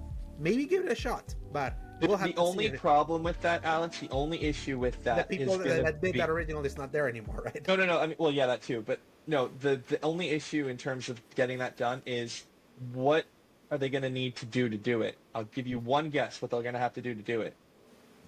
One guess. Any guess what they're going to have to do? I can't think of one right now. I can't think of anything either. They have to get off of Frostbite. They can't do it in that engine. That's the problem. Right, yeah. That's why the tactical camera in Inquisition was so janky and wonky a lot of the time, because they jury rigged that together, and if they want to make a true CRPG, it can't be in Frostbite. And I know Mass Effect 5, the next Mass Effect, is going to be done in Unreal. It is Unreal, so EA is letting them scurry away from the Frostbite thing. But one of the things that Mark Dara talks about former executive producer of Dragon Age, consultant on Dragon Age: The Veilguard. He talks about this thing called a sequel and a true sequel. And the difference between a sequel and a true sequel is a sequel is just the next game in a series, but a true sequel is Yakuza. It's the ones that take the assets, that take the baselines. It doesn't have to be quite as much of an asset reuse, but they take the knowledge and the skill set and the prior developed technology and use it in the next game, because that cuts down on dev time, it cuts down on cost. And so my biggest fear is if they do try to do a sequel, they're going to say, we already built all of this stuff in Frostbite, let's just do another Frostbite one. Now, that may not be such a problem because they made so many changes from Inquisition to Veilguard and still kept it in Frostbite. Who knows? But they have to leave Frostbite because there is no chance that Frostbite is going to be able to handle a CRPG. Yeah. None. And I bet you the reason why they did an action game and like a more pure action game with Veilguard while still using Frostbite was because it's like that engine is more fitting for like an actual bottom pressing action game because it's the Battlefield engine. So yeah, for sure. And I do think that could be a problem, but also maybe it won't be. I like maybe they say, hey, you use, because you have to remember again, this is like you said 4 years ago, 2020, EA was still hard line in the Frostbite, the Frostbite coal mines. So hopefully they're like, oh, you made that one in Frostbite. It turned out okay. It sold well enough, but hey, that Inquisition game, that sold 12 million copies. Like I said before, that sold 12 million copies. It didn't sell that many. Let's go back to something similar to that there. We'll see. Only time will tell. Yes. One of my favorite lines I wrote in my review for Veilguard was when I was lamenting the lack of the Solus hunt and trying to get to Solus and all of that. I was like, I recognize that time is a cruel mistress and development struggles happen, so I'm just glad we got anything. Like that's what I said, and I meant it. It's true. Yeah. But I hope that they do enough to earn the freedom to go again. And I do think that they will have secured their future for at least Mass Effect, the next Mass Effect, and I think that they'll probably do good because they've never, for as bad as Andromeda was, Andromeda still felt like Mass Effect. It never didn't feel like Mass Effect. It just wasn't as interesting. It didn't have as good of a story. It didn't have as good of a writing. And it was less polished, too. So. Oh yeah, it was buggy out the wazoo. I gave the Veilguard technical 4 of 10. It was rock solid. I had one issue in Veilguard, and I think it was my fault because I switched over from my PS5 to my Pro, and my extra promotional armor and stuff wasn't there anymore. I had to re-download the game to re-trigger the licenses and all of that. I don't think that's their fault. So that's not a technical issue on there. I think me. Yeah, unanimously, I think Veilguard is seen as the most polished BioWare game ever. It is. It has to be. That's something to, regardless of what you think of the game, like at least that's something to be more merit, like give more merit compared to the fact that both Anthem and Andromeda were like their buggiest. So they at least did come back from that. So at least I feel like they've earned some rope by being like, you came from 2 disastrous games and delivered a pretty good, maybe great game. Good game. So it's still something because it's like other people like the disaster of Anthem should have shut you down if we're pretty honest. Like that was like you wasted a decade trying to build something new and it collapsed like so quick. So that's what I was like. That's kind of how I see it. But I'm also not as invested in Dragon Age. I see it more kind of like from the outside, and I'm gonna play this when I get my Pro tomorrow. So and now on that note, to you. Oh yes, the Game Awards finally this was the week where they're like, it's that time of the year to tell you about the nominees, where everyone's gonna be all reasonable and happy about how wrong they tend to get a bunch of stuff. The day before they started a random FAQ put alive. It's like, oh yeah, expansions now all qualify for everything, and everyone had the same thought. It's like, you're bending the Constitution here. Like you're amending the Constitution to make freaking Elden Ring Shadow of the Erdtree, the DLC, being Game of the Year, right? And that's what happened. So before we go into the categories of this, what I love calling the farce awards, because I've seen the people that are clearly in the voting panel be like, we don't care. We don't put too much thought into the nominees. We use that as an excuse to celebrate gaming and get all together in December. So it's like, when that's a kind of thought process, it's like, I'm gonna treat it as such, but it's still kind of funny seeing how these things kind of shake about. What do you think of these year's nominees? Because Sebastion knows how I feel about these farce awards, especially after last year. So yeah, what you feeling? I don't understand the logic here. From my understanding, also, just so we're clear, I believe that this has always been the rule, but no one ever knew that this was the rule, and that's why they like made it public, probably because they knew. But I don't know if that's true. They That's what I actually made heard. they actually made the rule like for this year because people Okay. went through the Internet Wayback Machine, and there's no entry, so they did it for this year. They bent the Well, Constitution. it may not have been a public rule. It could have been an Yeah. internal rule. Like we don't know what the voting guidelines are when they get the Yeah. ballots. But yeah, let's assume that they made the bench for this year because you know Elden Ring is ridiculous for whatever reason. I did bring it with me. I've never played it. I brought it with me as maybe a game I play while I'm here for the next 12 days or so. But yeah, I'm just sad. I'm sad about that. Like that doesn't. I haven't even played Infinite Wealth, and I can tell you that Infinite Wealth should be on that list and not Erdtree. I didn't even like Veilguard that much as a Dragon Age game, but it should be on that list instead of Erdtree. Like Erdtree does not belong on a list of games that came out this year, and the reason for that is because in order to play Erdtree, you have to buy another game. That's and you have all to it comes play down to. 100 hours almost if we're to be realistic, because you have to reach the very end and do a very, very specific like quest line that is not even a quest line. It's like a secret quest line that you get kind of like in your random exploration to then enable you access to this other thing. It's not something to be like you put in Elden Ring and it's like Shadow of the Earth is just a menu.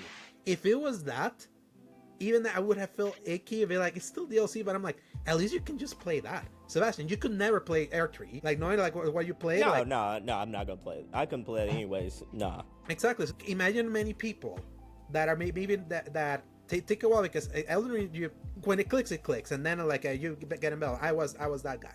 But even that as that guy that eventually fell in love with that kind of game, I also see it like objectively. Picture it if it wins. What won Game of the Year? Oh, Shadow of the Erdtree. I'm gonna go buy that thing. We're gonna buy this. Oh, you have to buy Elden Ring. Okay, cool. Buy that. Now you have to buy that DLC. Cool. Okay, how do you access? Okay, so you have to get to the Tower of the Giants. There's gonna be like this cave to the left. When you go there, when you're like in the middle of looking for the side Malenia quest, you're gonna find Mog the Bloodlord. You're gonna then kill that Bloodlord, which is like one of the hardest bosses of the entire game. So you can get filter out of that.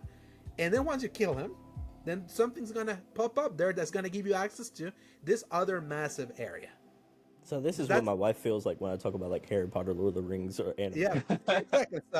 So that alone, for having to me say that, is like, why the hell was this like put in Game of the Year? Like, I understand maybe a lot of the logic of this like voting panel that has made it clear that they don't think at all when they like send in these things, because they just like the pomp and circumstance. They love the winter showcase that this thing, I argued, it really is. This is a winter E3. We should treat it as such. Yeah. But when you look at it that way, it's like, man, I feel now we have reached the point where it's like they really don't care, do they? Like they really don't care about like treating this more seriously, considering this is the most watched Game Award thing that exists. Despite Alex, yeah. Let's be honest. Didn't the Game Awards lose all credibility for its nominations when Sifu was nominated for Best Fighting Game? Yeah, that was the first kind of like that was the controversy last year, wasn't it? Yeah, that was the cannonball that destroyed the armor. Was that last year or the year before? I don't know. Year before. It was the year before, in 2022. That's when you were like, man, these people really don't know, huh? Yeah, I'm like, they really don't know. Yeah, so. I mean, I always take pride in that Dragon Age Inquisition won Game of the Year for the first Game Awards. I think it was well deserved. I have spent the last decade basically cringing and shouting at screens. And I wrote, this is one of my lines in the review as well. But look, seriously, anytime someone says that, 2014 was a weak year, that's the only reason that Dragon Age won, I scream at my phone or my TV or whatever. I'm like, shut up, you idiots, you jerks, you mean people. That game is fantastic. So yeah, I'm happy for that, but I think that as time has gone on, that there's just been some sort of credibility loss in there, and I would love to know how. Like, these are the people who review these games for the most part. Like, how does that happen? How does a group of, whatever it is, 25 or 50, whatever number of organizations, how does Sifu end up in Best Fighting Game? How is that possible? He expanded the voting pool to include things like Pride.com that doesn't even cover games, so that kind of gives you an idea of he wanted, like, in the effort to try to make all this like such an inclusive thing. This is one of the reasons why you got the your kind of funnies and all that, that they like pump up the show so much, because it's the one of the legit ones that cares about their opinion and be like, Yeah. oh yeah, we're about it, so we're adding you. So that's why like they like pumping it that way. And I feel Yeah. like because Jeff is very inclusive that way, and I feel by being that inclusive, he's diluted I like the Jeff. actual I work do. side of, yes, he's diluted, and because he's making so much money, he's sold out. It's what happens when you become so mainstreamized. I know, Sebastian, you love saying about like I always trying to pursue for the mainstream and all that. I've always been like, the more mainstream you get, the moves you start making to grow bigger and all that, you start selling yourself off in a way that sells the soul of like what something was originally. Because I look at the Game Awards back in 2014, 2015, and 2016 when he was starting, and I saw a pure idea. I saw a pure idea that I felt had like consistency. I felt had like respected the medium more. And then like when last year, the Please Wrap It Up. That was the whole Please Wrap It Up, that someone won and they literally started playing the music. I was like, shut up, get out of there. Yeah. This is supposed to, it's called the Game Award. It's like, it's in your title. So it's like Can I ask a couple of questions real quick? yes, go for it. That's Okay, what we're here for. Yeah, I like playing this role. But so one, Shadow of the Earth Tree. I'm not discrediting it. I would never say this was a bad expansion or anything like that. But like, do you feel that this is a discredit towards all the other games that came out this year? Yes. And then Yes. B, what would like in a realistic point, just in a realistic point of view, what should have been in the 6th spot? Like, undisputedly, because I think this is a year. You know, you and I had the Alejandro had the like debate about the first half of this year. I called it weak sauce. You know, aptly I call so it strong. debated debated it that was strong. But then like I you know like, and I turned around on that. I think it got like overall the catalog is pretty strong when you look at it holistically. But like, I think. Is this indicative of like no one had a consensus like 6th place, and then because I'm like the 5th spot is almost, you know, controversial in Black Myth, you know, it's like it's so weird. And let me tell you, because Black Myth is officially the lowest scoring Game of the Year kind of like nominee ever. It's the one that reviewed the lowest ever that has been in that in kind of like in that spot. And I feel the only reason why that's there is because it was so big in China. And Jeff trying to bring in all the eyeballs because China is big. Remember how when Hollywood started kowtowing to China, putting Chinese stuff like in the Transformers movies and all that? Is because that brings in the eyeballs. And what brings in the eyeballs? Money. So let's play that exercise in. What 2 titles would y'all have switched out for Erdtree and Black Myth? Yeah, to me it's easy. Infinite Wealth and Helldivers would be the ones that are there, because Infinite Wealth was like I would call it also the breakout moment for Yakuza, because Yakuza has been like niche, like very niche for its existence. Its nicheness has kept it like has allowed it to survive. This was the first time it broke 1 million like in its first week, like in sales. The critical praise of that of Infinite Wealth was like very well known early there. So I feel this would have been the moment of like a niche, because you know how something we call about the niches that eventually grow. I feel like Infinite Wealth, even me having not played it, I noticed how kind of like that felt like a reward of a niche finally slowly like climbing up a step. And then Helldivers 2 had a moment. Like Helldivers 2 was the game of the first half of the year that no one saw coming, that brought back Palworld. Yeah, Palworld. It was in early access early, and that was like the whole Palworld has the controversy with the known Pokemon thing, but that one's a fun one to see as Sebastion loves something, the game that made Nintendo bleed, like the game that made a god bleed, like with Pokemon. That's what I like to say. Yeah. That they feel threatened enough that now Nintendo sued them, and they're kind of like suing them over some weird patents. You go watch Hoglaw's Virtually Idle about patents, because it's an interesting like topic with that. But I feel like Helldivers 2, like how that game was so praised and championed, I feel that would have been like the one that I would have swapped. And I feel there's still a big... Huh? I was wondering. I was like, what would the Joe's 2 be? Yeah, so if I have not played Infinite Wealth either, like I said, if I'm picking from games that I haven't played, Infinite Wealth goes on that list. You know, that would be there for sure. But I want to pick from games that I have played, and for me, I would knock off Erdtree and put Stellar Blade. I really like Stellar Blade. Stellar Blade was a really good game. I think that it was a very strong opening salvo for a company that had never really made a game like that. And it was really well designed in like its art style and everything. Like when the demo came out, I was like, oh, let me give it a shot. I'll try it, and this looks kind of interesting. Maybe my girlfriend would be interested in checking it out. Like not playing it because she doesn't like hard games or anything like that, but maybe she'd want to see it. Showed her that demo, and she's like, I want to watch you play this whole game. I was like, okay, sure. And so like their design was so strong that like my girlfriend who likes games to some extent, she's been playing a lot of Zelda Tears of the Kingdom right now and whatnot, and she I got her addicted to Crusader Kings somehow, which was an interesting thing.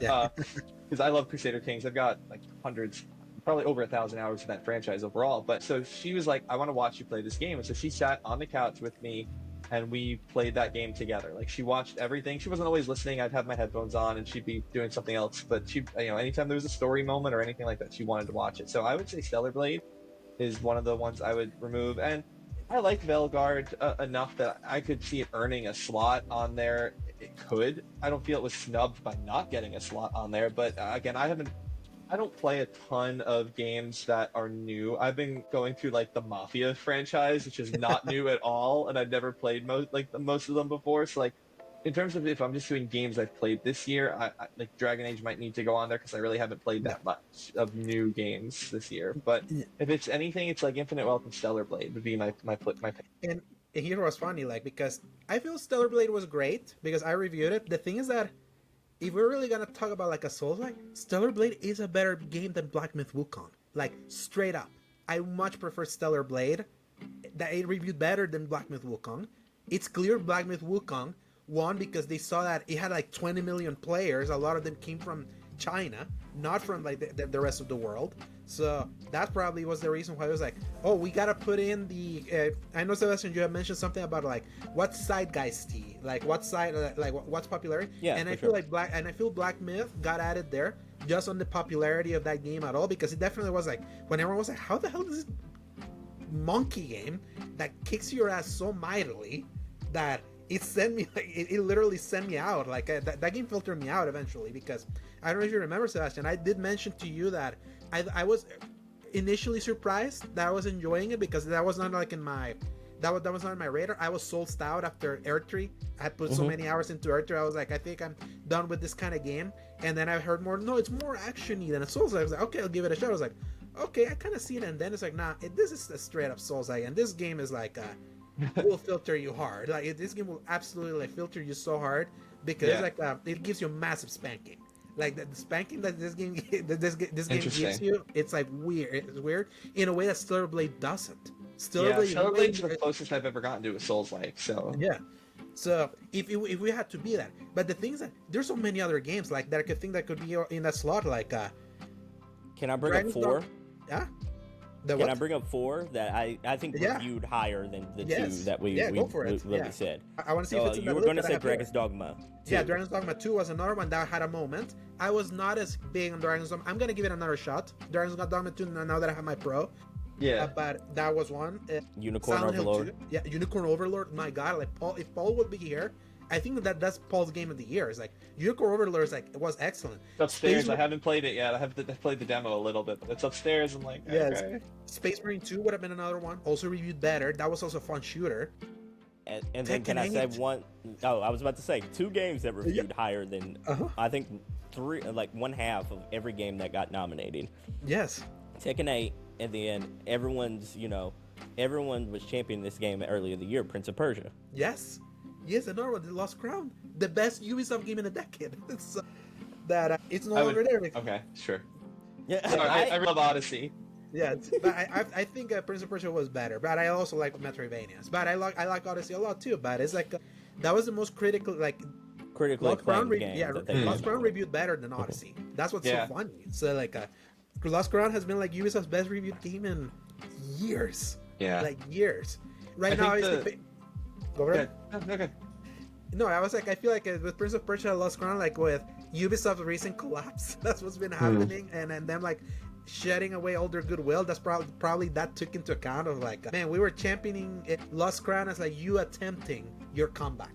Of you attempting kind of like you've been like in rough spots, but you're slowly, and then we saw what happened with Outlaws, which was good, not great, and apparently a calamitous financial disaster for them because of the Disney license that they had to like delay Shadows out of this year and things like that. So I feel like bad blood towards Ubisoft this year probably aided in everyone shoving Lost Crown, even though Lost Crown did get some nominations here. So it's like it wasn't completely gone. It was just not in Game of the Year. Yeah, two things, Alex.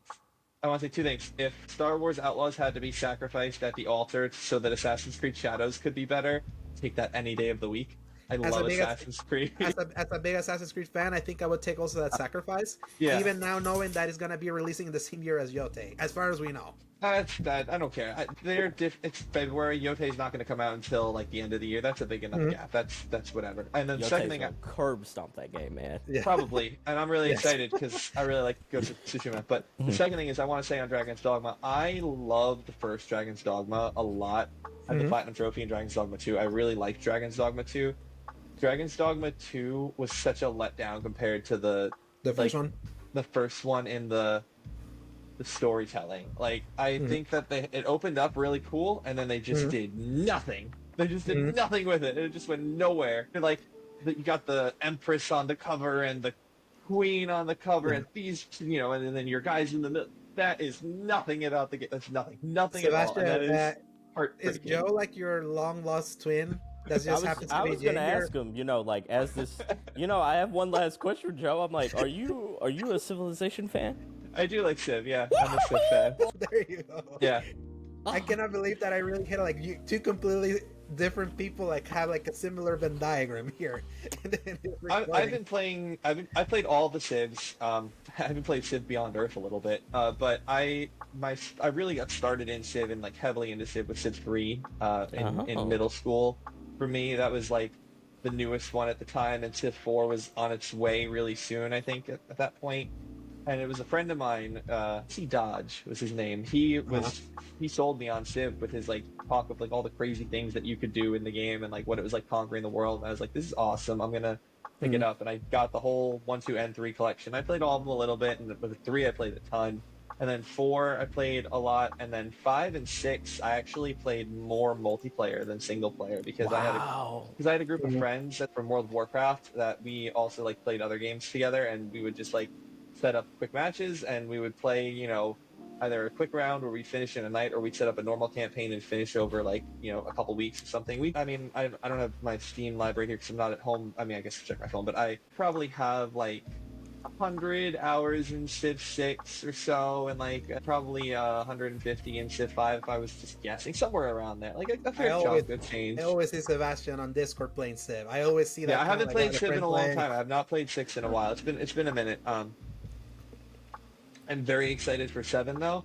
I think that 7 looks like a nice return to form for the art style because I don't like the art of 6. I think that was a mistake. Too cartoony for you? Yeah, it's just I didn't. 3, 4, 5, and then they just like go back to it's almost like Dragon Age where they went a little too cartoony in the last version. But yeah, I do like Civ quite a bit. I'm excited for Civ 7. That's why I reviewed Aura History Untold for a season game. That was my first one because like I know those games a fair amount at least, and I gave Aura 7. I gave Aura that's pretty right. That's pretty right. Yes. I gave Aura a 7 because the diplomacy system didn't work. Like diplomacy didn't work at all. Nothing. I'm gonna make this like this podcast pairing more often. It's so funny seeing how much the Venn diagram like really like circle in here. Like I was not expecting that. So you're a man of culture, Joe. Yes. You too, Sebastian. So yeah, obviously, Force Awards, like it's all about the announcements for me, and then just the fun guessing game, just to see kind of like where things land, to kind of get a temperature check for like when real awards start happening. Actually, funny enough, tomorrow, because we're recording this 2 days earlier than usual, tomorrow's the Golden Joysticks. So those are completely fan voted. So that usually will give us a little bit of a temperature check on what is gonna be like the winning. Last year, Baldur's Gate 3 won on the Golden Joystick, so that kind of set us up there. It'll be funny. It'll be interesting to see where that goes. So let's go through some categories that are not gonna include esports because I have no idea about that thing. I don't know nothing. Couldn't even try. Yeah, I know nothing of that. So we're gonna make our way back, like based on here. Hopefully this shows in the screen for you guys. Yeah. So obviously with the most anticipated game, Death Stranding 2 Grand goes Theft Auto okay. 6. Yeah, that's the thing. Like, Easy. is there Is this any even way a that it's not thing? gonna be? Yeah. The GTA 6 is like the most anticipated thing, regardless, despite the fact that Monster Hunter Wilds is gonna be huge. That game's gonna be a meteor. Like, it's gonna be I'm excited for. game. I'm excited for Monster Hunter Wilds, but I am not I'm not like most anticipating it over Grand Theft Auto 6. I This love is the actually Grand a Theft really Auto solid games. list. Though. Yeah. Like, Yeah. this shows how strong this Yeah. year is going to be. Yes, 2025. Like, I always argue 2024 stronger year than pundits want to say it was. That it wasn't, but I'm like 2025 is gonna be like undisputable. That's gonna be 2023 hope part so. two, basically. So I would say GTA 6 will be the winner of this category, unless I make glaze with Kojima for Death Stranding 2. I didn't play Death Stranding 1. I don't have any interest in Death Stranding 2. I don't care.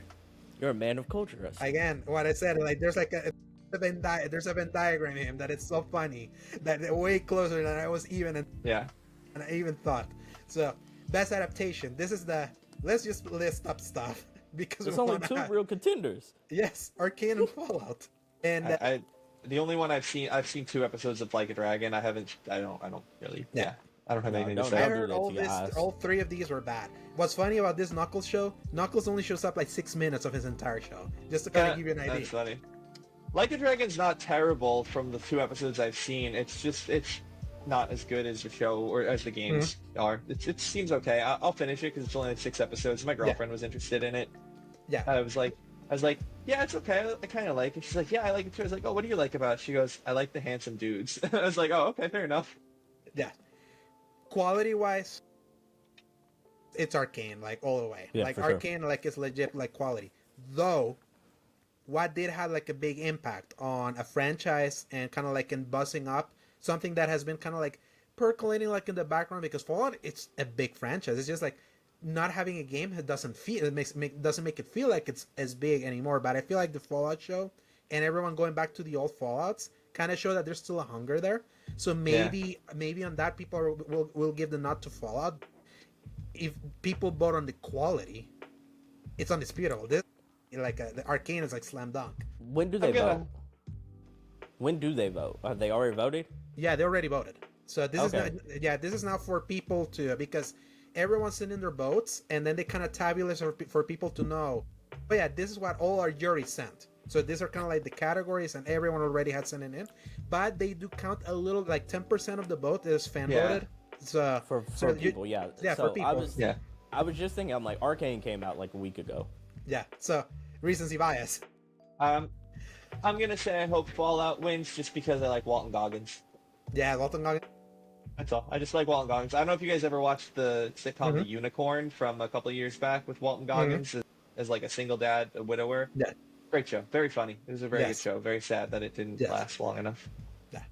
Can you scroll down so we can see the last one? The last one was Warhammer Space Marine 2. So best multiplayer. This is a funny one for this panel because Sebastion is the host of the single player experience.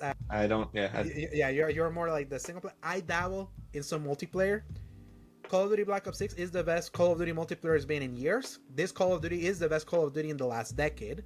I feel like the Helldivers 2 is gonna get this. We gotta reward one of the bigger games of this year, and somewhere I feel Helldivers 2 gets it. Like, I prefer as a game Warhammer 40k Space Marine 2 myself, because the single player that campaign is sick. I love it. It's Gears of War. It's old school Gears of War. Its multiplayer is not that good, so I wouldn't give it to them here. But as a co-op or like old school shooter, that's my pick. But I would say probably Helldivers 2. And again, like everyone just trying to throw in stuff into categories. Why the hell are these two here? I mean, Mario Party is like a multiplayer, though. I know, but it's kind of like when you compare Tekken it. is literally 2 people. Yes. Yeah. Yeah, it's just more like it just goes to show you just how like smushed together so many of these categories can be. That even though, yes, they have multiplayer, there's like a local multiplayer to like online shooters or even a fighting game. It feels like you're them trying to fill up slots. Even if anything, I would argue that the 3 shooters need to have their own category. Thank you for saying that. Why is there no best shooter?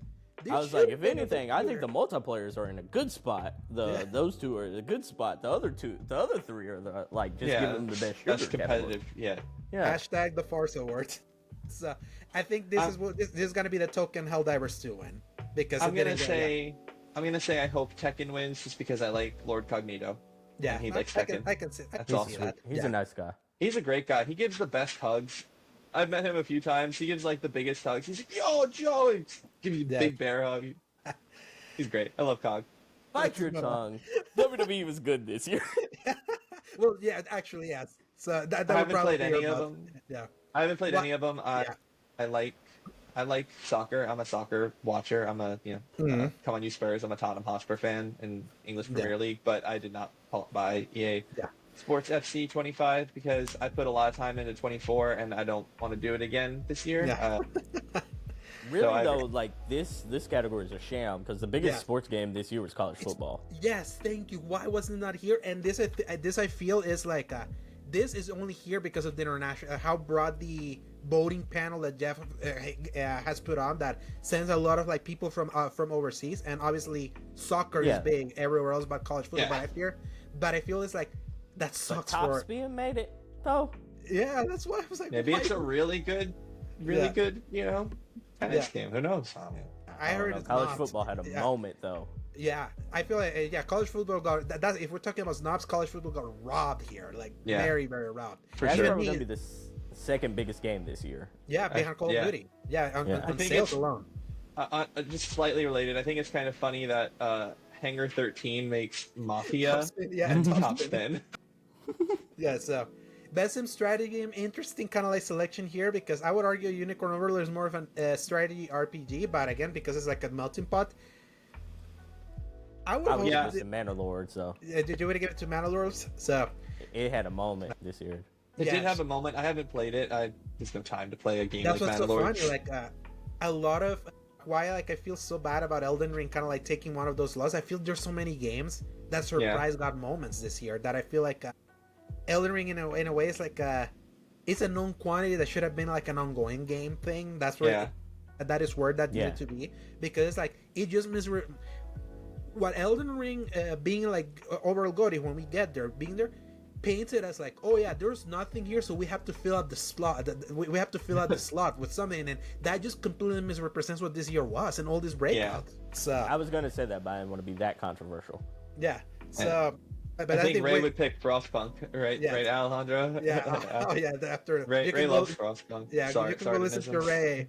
You can go listen to Ray's rant over there. So for you, it would be Manor Lords, right, Sebastion?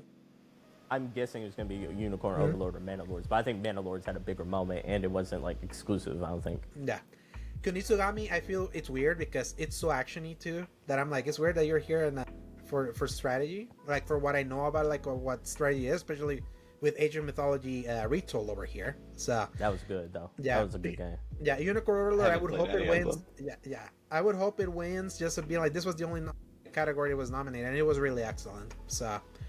Then we got Age of Mythology is old as dirt. Yes, I love Age of Myth. This one was my favorite PC game growing up. I really love Age of Myth. So. I mean, this one's obviously Astrobot. Yes, so let's move on. As good as Zelda could have been, like could be in a certain way. Even when you see something like Plucky Spire, this is Astrobot. Like it's Astrobot. No debate. No debate. That it's like is Astrobot crazy. Astrobot beat Nintendo in the Nintendo category. Yeah, but it's like that's how good it was, like playing it in that kind of like sandbox. Even with my where my criticism of Astrobot kind of comes in is more outside like what it represents than the game itself. Yeah. So that's why like Best Family is there. Best fighting game. I don't know why a collection is here, and why Multiverses is here because Multiverses sucked this year compared to when it was in beta. But I think this goes to Tekken, right? Just give it to Tekken.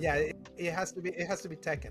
As much as a big moment Sparking Zero had this year. So I'm really sad that Sparking Zero is what came out. I never cared for the Budokai Tenkaichi series. Wow. I always really loved the Budokai series. I like their 2D version. Like that's what I grew up with, and I was like, what's this Budokai Tenkaichi thing? And it was a 3D one. I never felt like it played as well as the Budokai franchise did, but that was a long time ago, and I didn't play a ton of Budokai Tenkaichi. Budokai 3 was fantastic. I always really loved Budokai 3. Yeah. Maybe we'll get another one of those someday. 2D fighters are kind of making a comeback, so who knows? I've always said 2024 is if you were a fan of this genre, this was the genre that fed you the most. 2024 was the RPG year, like especially in the Japanese side. So I would say like everything that was not here mega snob because it was really strong for JRPGs. Except Erdtree. Erdtree shouldn't be there. Yeah, Erdtree No, shouldn't be. That's the thing. You take this out and add another JRPG that got like that got snubbed here. So Look at that artwork for Dragon's Dogma. That is such a lie. That is a lie of artwork. That has nothing. yeah.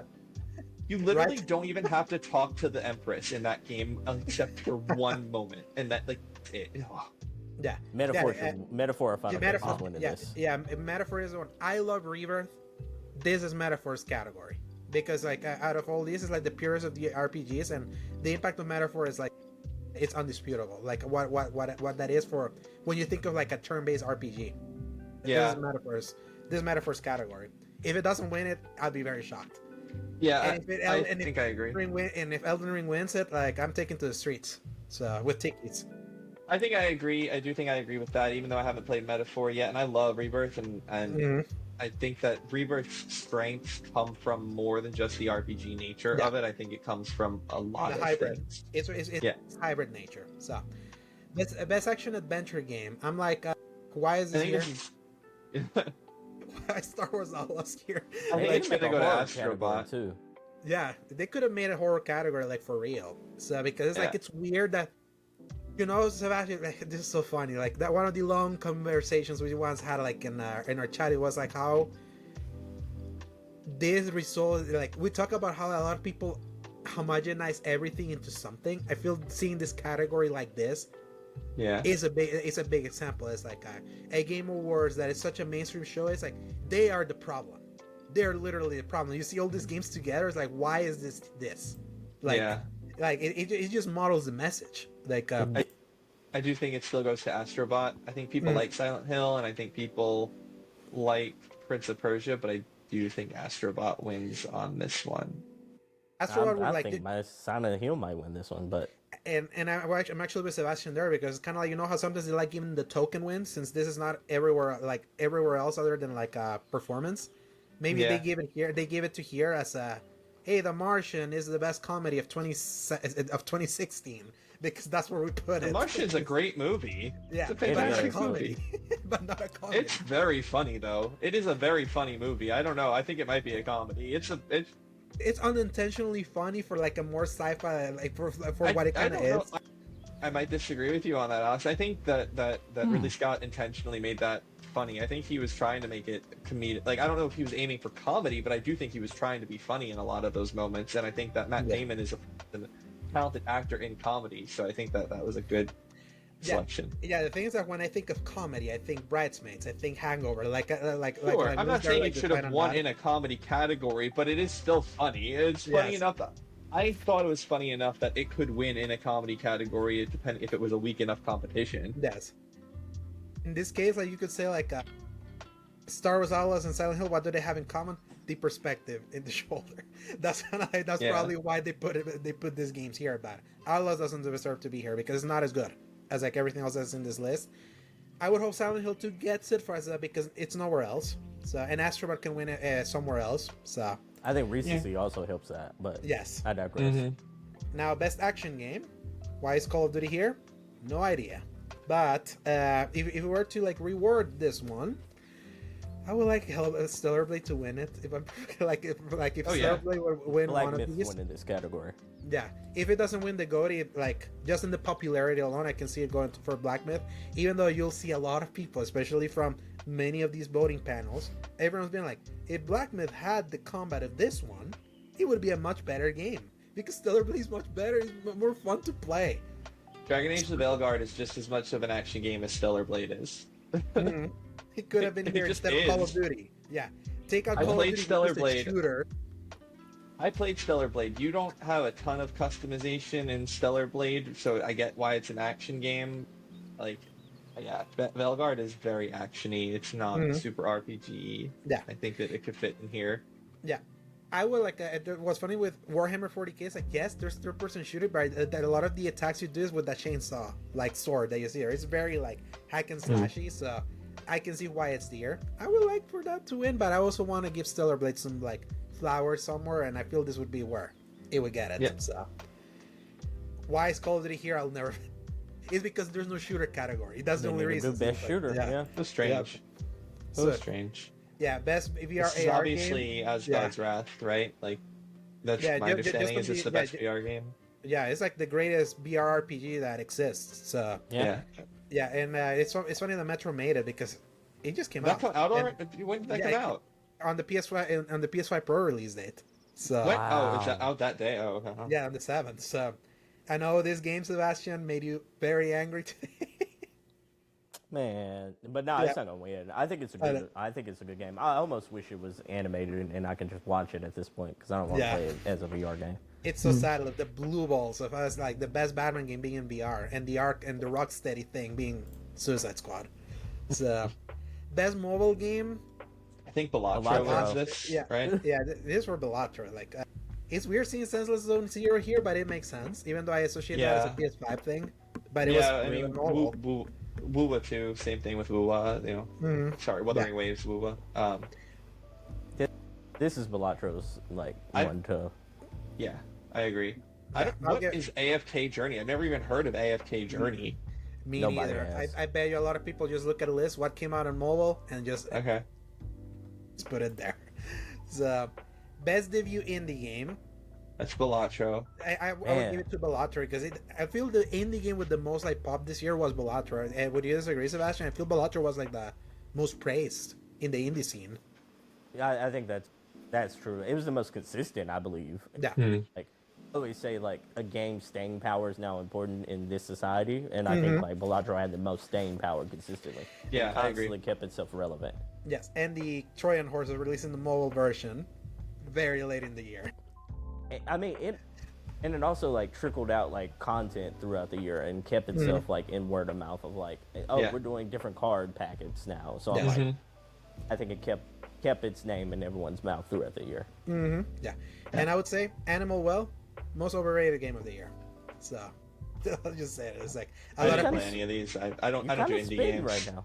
Yeah, it's Animal Well really overrated, very very overrated.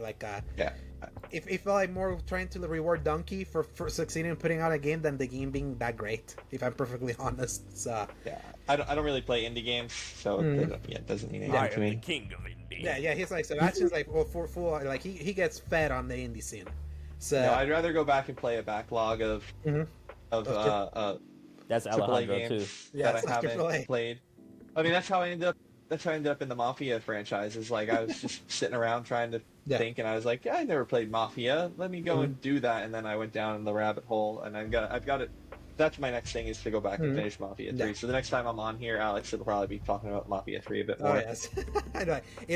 I love how your appearance are being a consistent arc of the games and kind of the checkpoints of the games. I love that because I'm very much a one game at a time kind of player. I don't generally play a bunch of the same. I always have Genshin Impact. Genshin's always on. I always have a single player game that I'm playing, and then sometimes I throw in soccer, like I said. Sometimes I throw in baseball, which is what I've been doing lately. Because after Veilguard, I just needed a podcast and sit there and do nothing game. Yes. That's what the baseball game became again, so I went back into MLB. But sorry. This is obviously Balatro. So. Yes. What's funny is that because it's nominated in separate categories, I feel this is where they will try to give it to somewhere. I would hope Neva gets it. Personally, just from what I've seen of it. Especially I'm also a big fan of Greece. This is one of those games that I'm waiting to play on or I could technically play it right now. I'm just waiting on my Pro. So I've heard good things of Lorelei and the Laser Eyes, and that's coming to PS4. In 2 weeks, I think. So soon. It's okay. Okay, and I've heard great things about UFO 50. It's kind of this collection of old games. So, but I almost think that's a cheat code, but it's 50 games. I think this is, I think Balatro's got the word of mouth to win this. I think Neva has that Ori type of it resonates with you more. I think Ori has that. I mean, Ori had a story, whether or not you like the first one or the second one more, that really resonated with you if you love that series. Neva kind of has that vibe, but it would. I don't know, man. This is weird. I think it's Balatro or Neva, but I would probably give it to Balatro still. But since Balatro has won 2 categories already, that's where I think people need to split. yeah, there's ways for Bellator to get its flowers somewhere, and I feel like this would be like, I know, like, I've heard how they sometimes vote. I know a lot of the people that vote in these things love the kind of like spread the wealth of like, well, you know, Yeah, you're you know why always that like, is, Alex? Because the people who vote are of the generation where everyone gets a participation trophy. yes, He's not lying. it That's really what it is. comes. I mean, that's really what it comes down to. Is if the game is the best, it should win. If it's not the best, it shouldn't win. I don't believe in giving a consolation. Oh well, you won. You know, this one won all these other categories, but you know, this one wasn't in anything but this one. It should get the pro. No, if it's not better than the game that's been winning all the categories, it's not better. That's really all it comes down Yeah. to. But that's the industry and the voting panels that Jeff has I know. assembled. They love I would have being given there. this, Yeah. given this award to V Rising myself, but Yeah. B Rising like got snubbed. Like, where was B Rising? Like, B Rising was really good. So I always and mix up B Rising with Steel Rising from yeah. Spiders, which I have not played yet, but will at some point. Now, best community support. Let's skip it because you guys are It's not Baldur's like. Gate, by the way, but Yes, I can Oh see yeah, that. Baldur's Gate for sure. And then with like the best ongoing game, I can see this with. What's funny is that No, Helldivers went through it's their not arc going to be of, like, Helldivers. yeah, Helldivers has been too comp. I think it's Diablo. I think Diablo I think wins it's this Final one. Fantasy, but yeah. yeah. If Final What's Fantasy weird- could win, I guess, but this is also the most controversial expansion that they've had in a long time. Yeah, I in think a long time. Diablo's been on fire from everyone. Yeah, so I would love for Destiny 2 to win, but of this being an ongoing game, Destiny 2's expansion campaign, raid, and all that was kind of like there in that first month, excellent. Everything afterwards, so It's always yeah. one step forward, two steps back with Destiny, though. yes, all the time. Yeah, that's why I think Diablo has this one, because it really is the one that has nothing about Diablo other than Hogue hating the expansion. Exactly, Nothing yeah. about Diablo has been negative really since they launched it. I think. We sleeping on Fortnite though, because I'm like, Fortnite has just put out stuff after stuff after Yeah, stuff. but I have not heard anything that's outstanding. Like nothing. Fortnite sometimes has things that you're like, oh, they did this really cool thing, and everyone talked about. Like, I don't feel like we've had anyone talk about it. I can actually speak for. I can speak for Fortnite. Last year they had more. This year has been more just bringing skins back and things like that.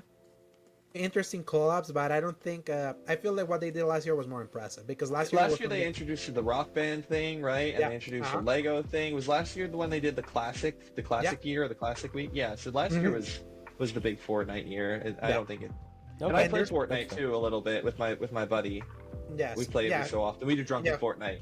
Yeah, Fortnite is here just because people are like, what are the ongoing games? Let's put it there. So I wouldn't give it to them. So I selfishly would love for Destiny 2 to get it because the final shape is just that good. But again, when you're ongoing, you don't just live with your launch stuff. You have to live through what the content has been. So, which is sad. And then the games for impact thing, the games with the social message. So I think you would speak for Life is Strange here, right, Joe? I mean, I don't think this is a real thing. I don't think that a game for impact is a real category. That doesn't make any sense to me as a thing to exist. Yeah. A thought-provoking game with a pro-social meaning, like that's a nonsensical category for an award. What's the bottom two? Yeah, the bottom two are Tales of Kinzurazawa and Senua's Saga Hellblade 2. Oh, I thought it was gonna be Tales, but yeah. Yeah. I can see it being for Tales just as a follow-up. They had Abu Bakr Salim last year when he announced the game, and I feel like what's interesting is Tales of Kinzurazawa. It's not really a social game. That's what's so interesting about it, what the category is. When you really think about it, like Tales of Kinzurazawa, Zao is just more like a game that Abu Bakr kind of like made to kind of like channel his grief for losing his dad, and he said that. He said that over and over and over exactly. again. Again, this category doesn't make any sense to me. No, because at some point, I think some people can take it as the one that just puts forth any positive message, whether it be diversity, whether it be inclusiveness, you know. So I think like the diversity thing is what they're going for with Tales of Kinzurazawa. And, I mean, in terms of game quality, I love Life is Strange. I gave Life is Strange a higher score than I gave Dragon Age. I gave Life is Strange a 9 because I loved it that much. The new one? Yeah, the new one. Yeah, Double Exposure. Wow. Yeah, I gave that a 9 because I played all the Life is Strange games, and I love Life is Strange 1, and I hate Life is Strange 2, and I love Life is Strange Before the Storm and True Colors, and I love Double Exposure 2 is their only fail on in my perspective, and so. Correct me if I'm wrong, but there's controversy around the studio a lot. And So they have different studios is the problem, is that they originally, it was Don't Nod who made 1 and 2, and then Deck 9 made Before the Storm and True Colors, and now Double Exposure. So there could be controversy around one or both of them. I think that there was something about Deck 9, and then someone from Don't Nod. Oh, I think they were people Something were about the annoyed that they canon, brought right? Max. What? Yeah, there was something about kind of like what Deck 9 did with Double Exposure was like not follow the canon that Don't Not did with like there is something like that. Did I Yeah, hear that? So, something like that. Yeah, people were complaining about the choices that Deck 9 made with Max as a character, and I disagree, honestly. I thought that Max was so much Max, and Hanatel was so amazing. When we get to that category, Hanatel should win for the performance, because I loved that game. That was When I had a smile on my face the whole time I played it. this game it came was out on the wonderful. 28th of October. Like, wasn't there recent controversy about like the Nazi stuff, like symbols and such like that, in like, Oh yeah, was it- there was something like that, something. and I then don't it was remember like exactly what it workplace was. toxic and such like that. I'm just I Yeah. don't think, you know, like it's one of those things where I feel like there was so much, Yeah. and so much controversy around it. It's hard for me to like see Yeah. woke, Yeah, I don't. woke Yeah. voters yeah, voting for all this. Probably. I don't know. I just love Double Exposure. I thought it was great. I really did. I think that it was a perfect follow-up to Max's story, and I thought that Hanatel was glorious as Max again 10 years later. It was good. It was really good. And I don't love All Life is Strange. Like I said, I think 2 is really, really bad. I actually was playing, I only played True Colors. You may not know this, Sebastion. I only played True Colors like July. Like I just played the game recently because I had bought it years ago, but I just never got to it. And then when I saw that they were bringing Max back, I'm like, oh, I got to catch up. Let me get through True Colors. And I was also still kind of sour because I really didn't. I was like, 2, that was like not great. It didn't really make a lot of sense. It wasn't terrible. I'm like, whatever. I guess I'll do True Colors. It's a different developer, and I really like Before the Storm, which was the prequel to Life is Strange 1. And then I played True Colors, and I was like, oh, I hate Life is Strange 2. 2 is bad. Okay, I understand, because I walked into the town in the game, and I was looking around. I was like, okay, this is really cool. And then you like talk to the first couple people, and I'm like, oh, this is how it's supposed to be.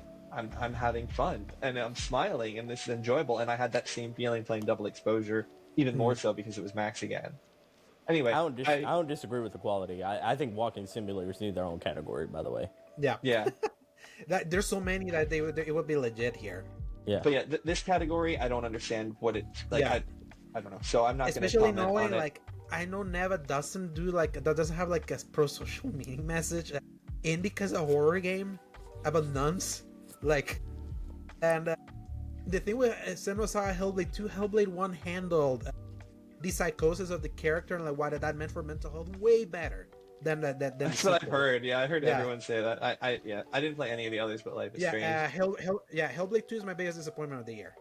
Just throwing it out there. Yeah, I mean, if I had to say one, I kind of would want Tales to win just because I like Abu Bakar. I really like Origins, Assassin's Creed Origins, and he's Bayek, and I think he's a really down to earth dude, and I really enjoyed his interview that he did with Colin on LSM, and I think that he's a really he seems genuine.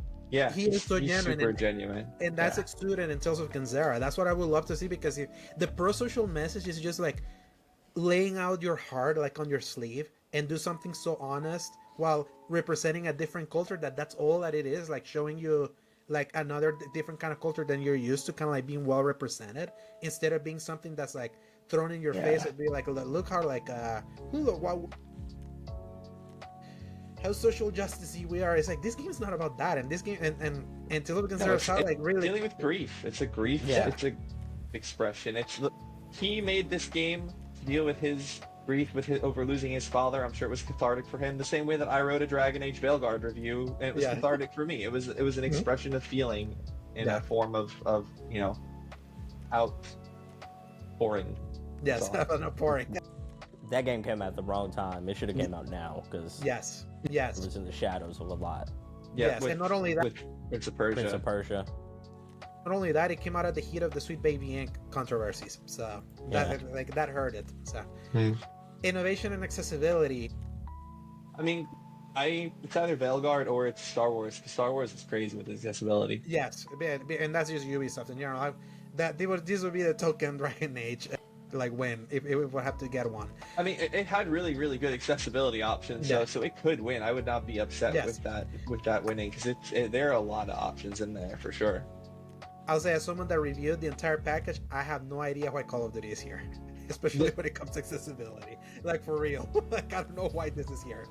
And I think Diablo 4, from what I remember playing, I don't remember it being like that, like having that many options other than like menu readers and all that. It's just like the normal like accessibility stuff. So that's what I'm like, And then Prince of Persia also, I don't remember much about that either. It had quite a few. Like I remember talking to someone who like has hard time with platformers due to being disabled, and they actually add surfaces if you like they have like because it's a platformer, so they'll make like they add they'll more make platforms. they add like platforms where you can't drop and die, and like on the sides of like walls and such like that, they'll still make That's it actually bouncy. really cool. Okay, cool. I'll give it there. Yeah, I'll give it there. So it is legit then. Cool. Call of Duty shouldn't be here. So that's all I'll say. Okay, the best performance, obviously you were Hannah for Tell. Yeah. Yes. Love Yeah, Hannah Tell. She was so good.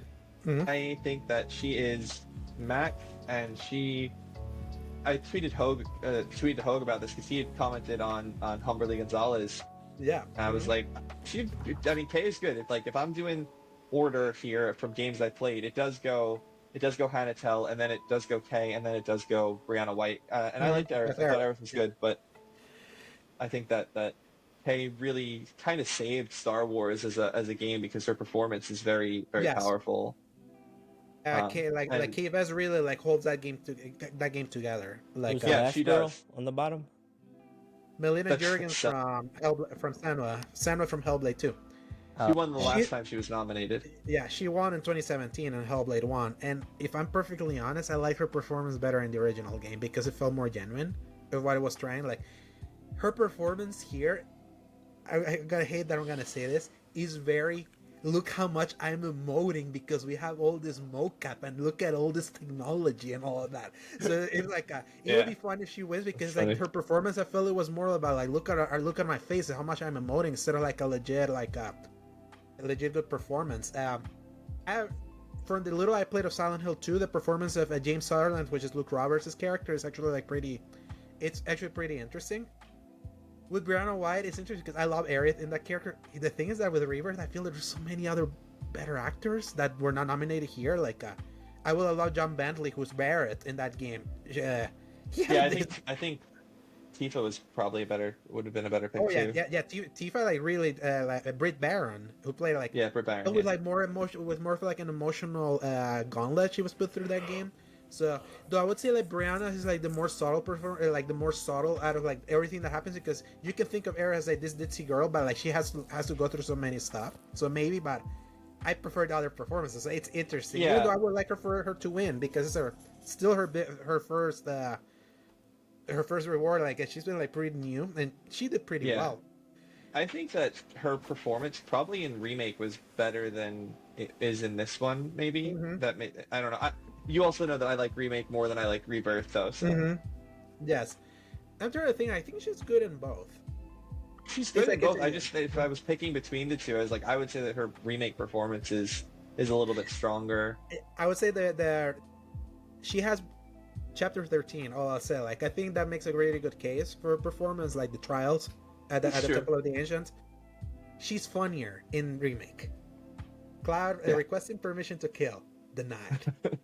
I really love that one. You have no opinion here. The trials are great. Yeah, the trials are really good. Rebirth is such a good game, man. I know. Yeah, Sebastion, you have no opinion here, right? I have no dog in this fight. So let's move on. So best audio design. I mean, I don't know. I feel like Astrobot should win this, but I'm not crazy about anything. What is audio and sound design? Like, what is design of audio? In-game audio and sound design. So, what is that? Like, I don't know what that means. It's like sound. It's like the sound effects that each character makes and how accurate you. I mean, if you're going feel like it. If you're going sound effects, I haven't even played Astrobot, and I'm sure that one just from knowing what Astrobot is. But like, I mean, sound design, if it's the quality of the audio, if that's a factor, I know that Senua's Hellblade and that whole thing is like supposed to be It's pretty audio focused. pretty Yes. audio focused. So maybe it's that. And Rebirth had good audio. Yes, the thing with the audio of Rebirth, I have a bigger dog in the fight for Rebirth for its soundtrack more than the audio design. Yeah, that soundtrack. My vote for me would actually go this. Silent Hill is so scary because of its sound design, like literally. But that's what like the sound design is what we're like more than like the enemies are just mannequins. When you think about it, it's like they're just like mannequins that are like upside down, like not really like monsters, like as you think. But the sound design like makes like Sebastion, you were like your soul will be ripped like in half. Nah, I'm not Silent Hill. I didn't for no I didn't horror. play, so I don't know. Yeah, I don't do horror games. So I would say Same. like yes. I guess the Venn diagram is so funny here. Yeah, I don't touch horror games Yes. at all. I've never played a Resident Evil game. I never will. Yes, which is sad. I love them, but yeah, I would give it Silent Hill 2. Like Senua Saga, like the thing that is impressive is like it still does the thing the first game did of like putting into consideration how that game is so different when you play with headphones. And because of the voices playing in your head, you're feeling that like that internal turmoil from Senua. That is like everyone be like, go to right, go to left, don't do this. And speaking of headphones, have you heard of the Odyssey Maxwell headphones available? So yeah, I would give it to Silent Hill here. I would say like especially because Astrobot is like I like how that game, the sound side like comes from like your remote. That's actually kind of cool. How that like the different metal that the Astrobot goes through, like the environment. You just had a controller sitting. You just had a controller right there, ready to go. Just like because I have my play here. He's at the desk right now. Yes, it's at the desks. And Call of Duty is like they do great gun bang design, bang but it's pew like pew. Gun Exactly. sounds like gun. Yeah. yes. And then Rebirth, I will actually go for best score in music. Rebirth. Metaphor's got this. No, actually. No way. No. Rebirth actually takes this one on the bullet. Metaphor has an amazing, really catchy battle sound with the monk. I hum it a lot, but when it comes to breadth of quality and quantity and going so hard with a soundtrack, no game went harder than Rebirth this year. Stellar Blade goes pretty hard, but I do think that it gets a little old. Yes. And Rebirth is so varied in its sound. How many like different like permutations of different songs they have depending on the moment, like if it's either in combat or just in exploration, time at the time you get there and all that, and how much it gives that game its personality. I feel like Rebirth got this one. The Astrobot soundtrack's pretty great, I would say too. But I feel this would be like if out of the 7 nominated, out of the 7 nominations that Rebirth got, like I would say like this would be the one that I would. Put I would grab the knife and put a stake on that. This has to like this is to be the one that the most confident in this one. Yeah, it's just so go hard. So it's so hard. I agree. I think it's songs. 400 songs. It's wild. How much music is in that game? I'd agree with you on that one. I'd be really happy with Rebirth. I really love that soundtrack, and the game overall, like I said repeatedly, is really phenomenal. But that soundtrack is very very strong, and again, depending on how much of a sale we can get on Metaphor for Black Friday, I may get to Metaphor before the Game Awards and feel differently, but yeah. I don't understand that. Yes, best art direction. So again, Erdtree should be disqualified, just so we're clear. I would give this probably to Black Myth because Metaphor hurts my eyeballs. Yeah, it is an ugly game. Yeah, it's a jaggy, ugly game, unfortunately. Even though it looks like a its PS3 game. Yeah, so Neva's there. Like when it comes to like art, I don't like the Greece art style. I do not like that art style whatsoever. It does nothing for me. Yeah. Black Myth is the most flashy. I think we're going with that one. Yeah, if they go for like flashy Unreal Engine 5 kind of like a look, I definitely Black Myth could get that. Well, I think the key is the technical achievement piece. Technical achievement of Black Myth, the clouds, like Digital Foundry's review of it, like how the clouds work just in that opening scene is. I've never seen anything like that. It's really wild. That game makes a really strong visual first impression with like with Monkey God fighting like all those gods kind of like in that boss fight. It's like it makes a great visual punch. Art design, like I know like how we feel about Eleanor. It's like this not being Game of the Year stuff. Like the art the direction of the Shadowlands in Erdtree is like I can see it winning, which I wouldn't object here too hard, especially if it's compared to this other two. I would actually give it to like Erdtree, but like for the tech side and technical achievement, I think I wouldn't be opposed to a Black Myth win here. I have to say, I don't think Metaphor looks ugly or even really looks bad. I literally mean that my eyes were not enjoying looking at it. Like when you run, when you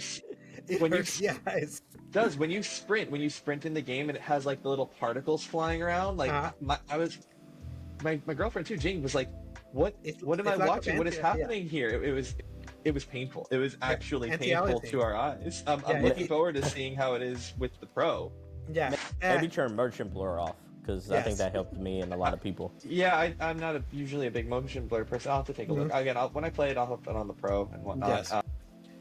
Best narrative, I hope that this goes to Infinite Wealth, because I think that, because the games don't get enough credit for their narrative. I know the Metaphor is probably going to win it because it is so strong from what I've heard and even the little bit I played, but I love the Yakuza games, and I think that they're underappreciated in the storytelling here. By a large Infinite margin. Wealth is so. Sebastion, you've beat Infinite Wealth, right? Yeah, I'd be Metaphor and Infinite. No spoilers. Yeah, so no, I'm not going to spoil anything. I've heard 7 stories better than Infinite Wealth. I don't know if you land there too. What say you? Like to that? I haven't played a lot of 7 though, so I can't really say. Oh, okay. You didn't play Like a Dragon?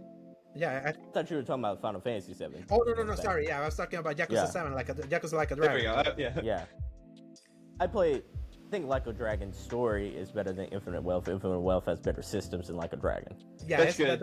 That's what I heard. So that's why I was like, that alone, because I have heard that as a game, as an RPG in size and scope and all of that, Like a Dragon Infinite Wealth is so excellent, but as a story, I'm just excited to not be stuck waiting for the characters to move into position, being able to control where they are in combat. Kind of like in that circular kind of like area to kind of like reposition when you're kind of like moving around and while you're waiting to do the turn-based combat. So Like a Dragon is also forgettable though. Like Infinite Wealth, I will say it's like it has the disservice of coming out so early in this year that I'm even me, I'm super heavy into narrative and very narrative focused when I come into games. I have to think a little bit before I remember the story in Infinite Wealth versus some of the other ones here.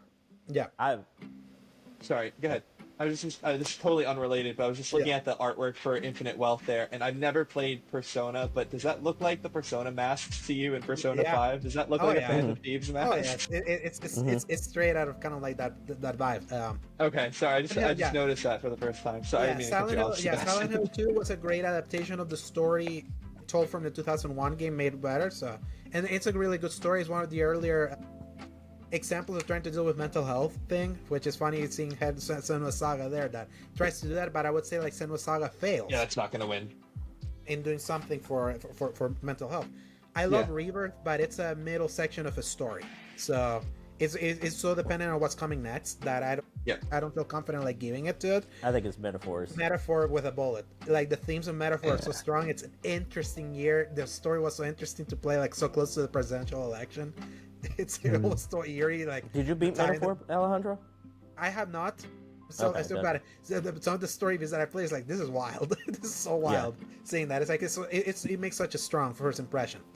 I can't wait for an airship. Direction. Yeah, best direction. It's interesting. Like it's always an interesting category because it's like a. Can you scroll?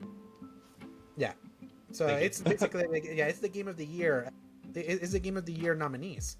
And I mean, direction has got to be Rebirth, right? Like, direction of the game has to be Rebirth. It's not Balatro. There's no game direction in there. It's not Astrobot. I can't imagine. Black Myth maybe has a shot. Erdtree doesn't count. I don't care. You're stupid. And Metaphor, I don't know. I just feel like Metaphor could do it, I guess, without having played enough of it.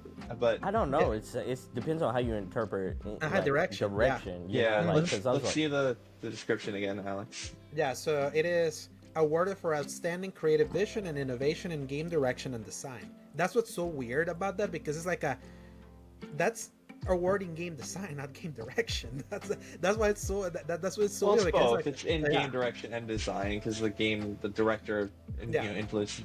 I think if we're talking innovation, if it's innovation in the game's direction, it's got to go to Rebirth as the innovation of that, because Balatro is cool, I guess. Balatro though, but I don't. that's a good idea, but I don't know if that's an innovative in game design. I mean, it's a poker card game with a roguelike element attached to it, and I don't know. It does one thing really cool. I think Rebirth does a whole bunch of things really cool. Yeah. That's my spot. Not having played Balatro. No, and the thing is, I agree with you with Rear, because when you look at the Rebirth package, it's like this massive game with a million different games within it that all feel cohesive. It's like it's like and also its direction and its cutscenes and all that. It's like it's so cutting edge in how everything, like how the battles are directed and how like its presentation just like flows in general. Yeah, and the category is also creativity, right? Like that's part of it too. In the description up there, Alex, it says best creative, creative vision. Like I think if you're looking at creative vision, it goes between like a metaphor and a rebirth. If you're going to innovation, it goes between like a Balatro and rebirth. And I think that rebirth is the one that wins on both. If you're looking at both factors. There. Yeah. I think we're disqualifying too quickly Astrobot and Black Myth because like in one hand, Astrobot is like a lot of people are going to say is one of the more innovative platformers of, you know, the lab. Yeah. And the things that I disagree is the most innovative, I think is one of the best executed platformers that executes on fresh gameplay ideas constantly, which is something that you have to give kind of like credit to, because like for example you can play like a Mario or things like that, and sometimes when you play those games so like in such big chunks of time, eventually you're like okay, it feels samey, and you're like okay, I need a little break because I'm not seeing like the constant innovative ideas, and the tightness of Astrobot in that area at least like keeps a lot of like fresh ideas coming so often that then by the time they have ran out of ideas, the game's over. And that's like kind of like in the final worlds. So it has kind of like that confidence of having thrown so much. I know some people say that sometimes when they throw too much variety on you, it's like you're not like building up the ideas. You're just throwing stuff at the wall. But I feel like it makes the platforming of Astrobot like feel very, very confident. I have such a pick against Black Myth Wukong that I don't know if I could give it like a best game direction, because it's like it's weird seeing it next to this when this like Elden Ring Shadow of the Erdtree shouldn't be here because of it being a DLC and all that, but it's like a Souls like this is trying to be that even if it pretended it was not. I think that is very genre specific, but then I think like when you look at, there hasn't been a game that has the presentation ever of a Black Myth of like I can see that to that level, that quality. Also like taking something that's so sacred as far as like a folklore story of a different culture and bringing it to the masses. I think I think it's, you know, it has the same thing of like it made people fall in love with something very representation of like a whole different culture. I'm the loss for words there, but I think Black Myth might have a strong voting block there. You're putting that mentioning that makes a strong case for like why Black Myth could get it in a way. I also know that a lot of people love like sometimes the people that win best direction are like the well-known directors. So that tends to kind of like also skew the vote, or like who they send into, like for example Miyazaki with Elden Ring in 2022. He already people already knew him for a Sekiro 3 years before. So yeah, and I know the director of Reaver, Naoki Hamaguchi, was making the rounds like often with everyone. So and everyone has been like rooting for him, be like, oh man, this would be like a great win for Hamaguchi that came as this fan of grew up as a fan of Final Fantasy, became a designer at Square Enix to kind of like rise up the ranks to game director, that he co-directed with Tetsuya Nomura with Remake, and then they gave him the keys of the kingdom to do Rebirth, while Nomura went to do Kingdom Hearts 4. So it's like it's a great and seeing how like the dev handling of that's it. So as you have not played this game, it's like sometimes people don't understand the size of the scope of this game. Like the size of scope. It is such an impressive game to see like that it exists in with that level of creativity and breadth of content. Sometimes too much content. The polish too, you know. Yes.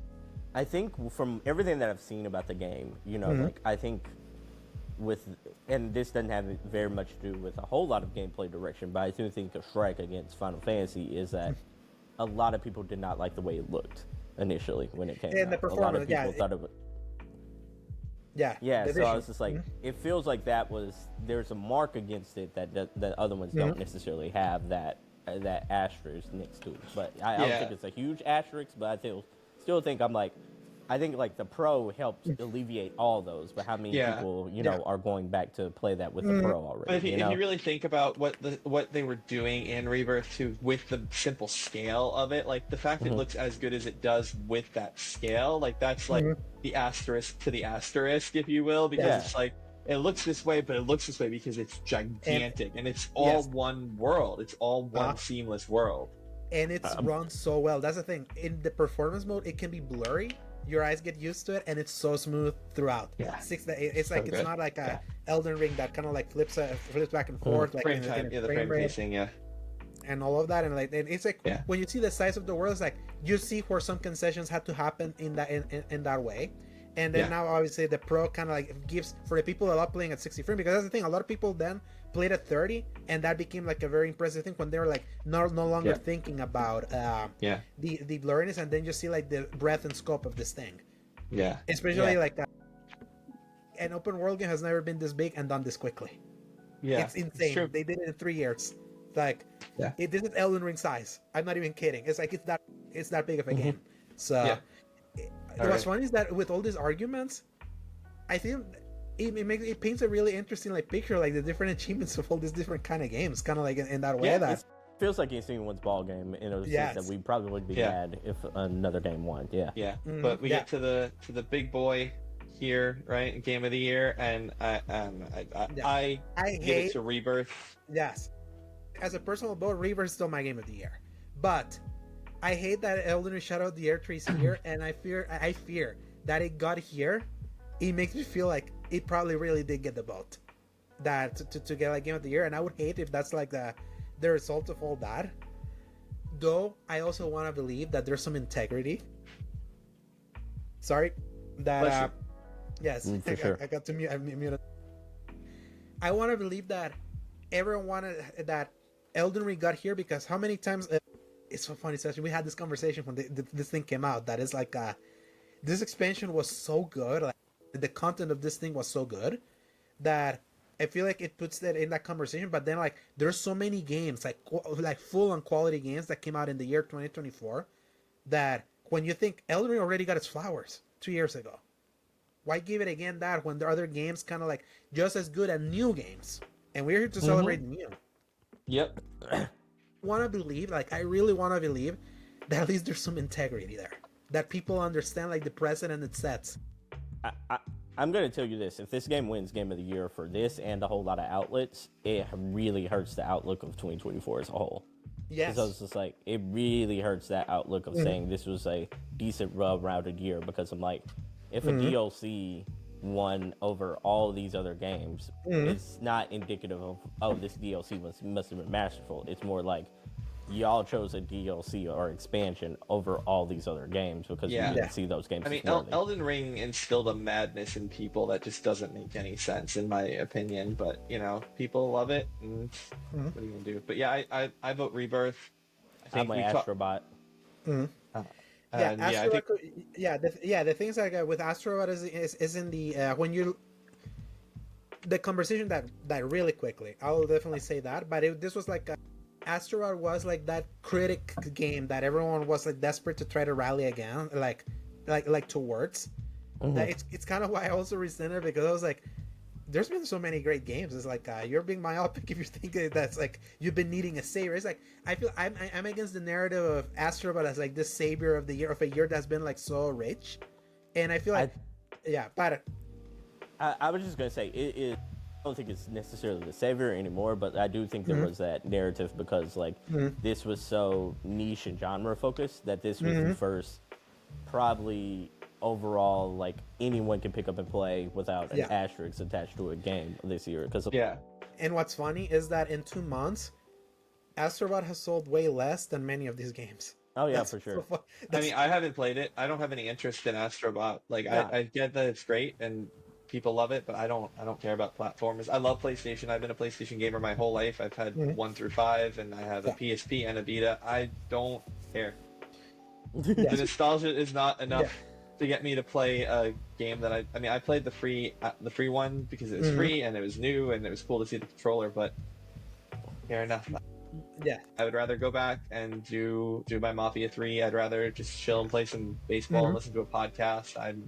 Yeah.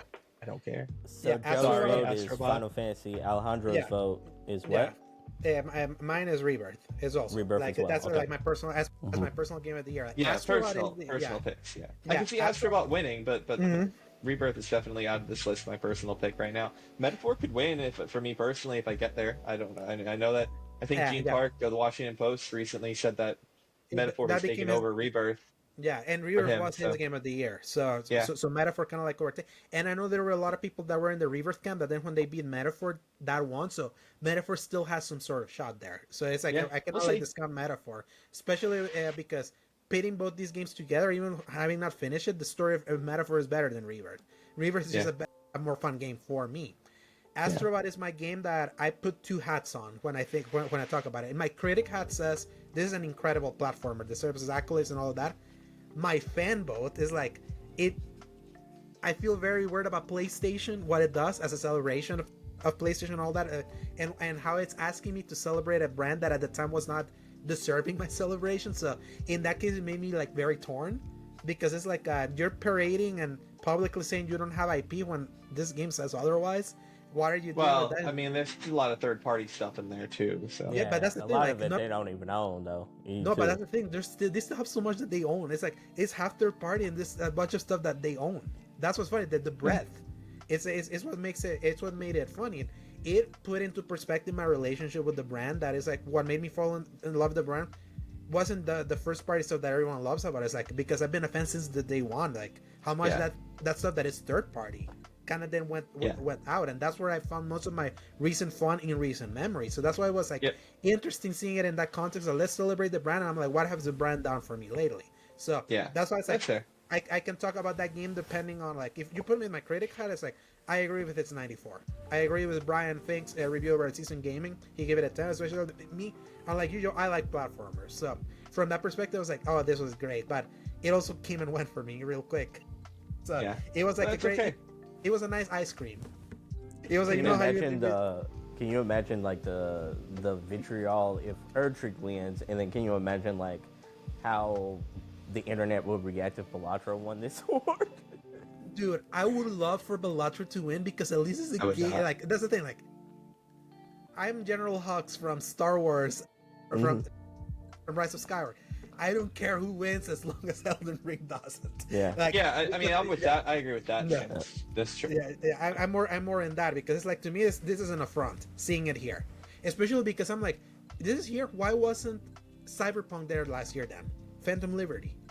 Phantom Liberty was so excellent. I would have rather seen Phantom Liberty there than Resident Evil 4 last year when there was like Resident Evil 4 was like such a controversial pick. Yeah, Phantom Liberty is better. And I love Resident and I love Resident Evil 4. You get to play Phantom Liberty yet? Okay. Oh yes, that's why I'm like, yeah, that was like such, especially how much it transformed Cyberpunk as a product, and how great that was. Like, and I love Resident Evil 4, but that was a remake in a way that, like, to me, is not as impressive as Rebirth as a remake that does way more. Like when you compare this to a remake, it's like right. Like, well, I mean, you're remaking a 20-plus-year-old game to remaking like not that old of a game. How old is 4? Is that 2005, 6? 2005, so it would have been 18 years. So it's 18 years, but then Rebirth is almost 30. Yeah, One exactly. last thing I want to say before I'm sorry to cut you off, by the way, Alejandro. Yeah, no worries. Go for it. One last thing I will say about this category, my only real opinion that I think we'll all agree on, that orchestra number for this entry wave to this category is gonna be fire. I don't know what the music of Balatro is like, but it's gonna be good. That's gonna make it so interesting, though.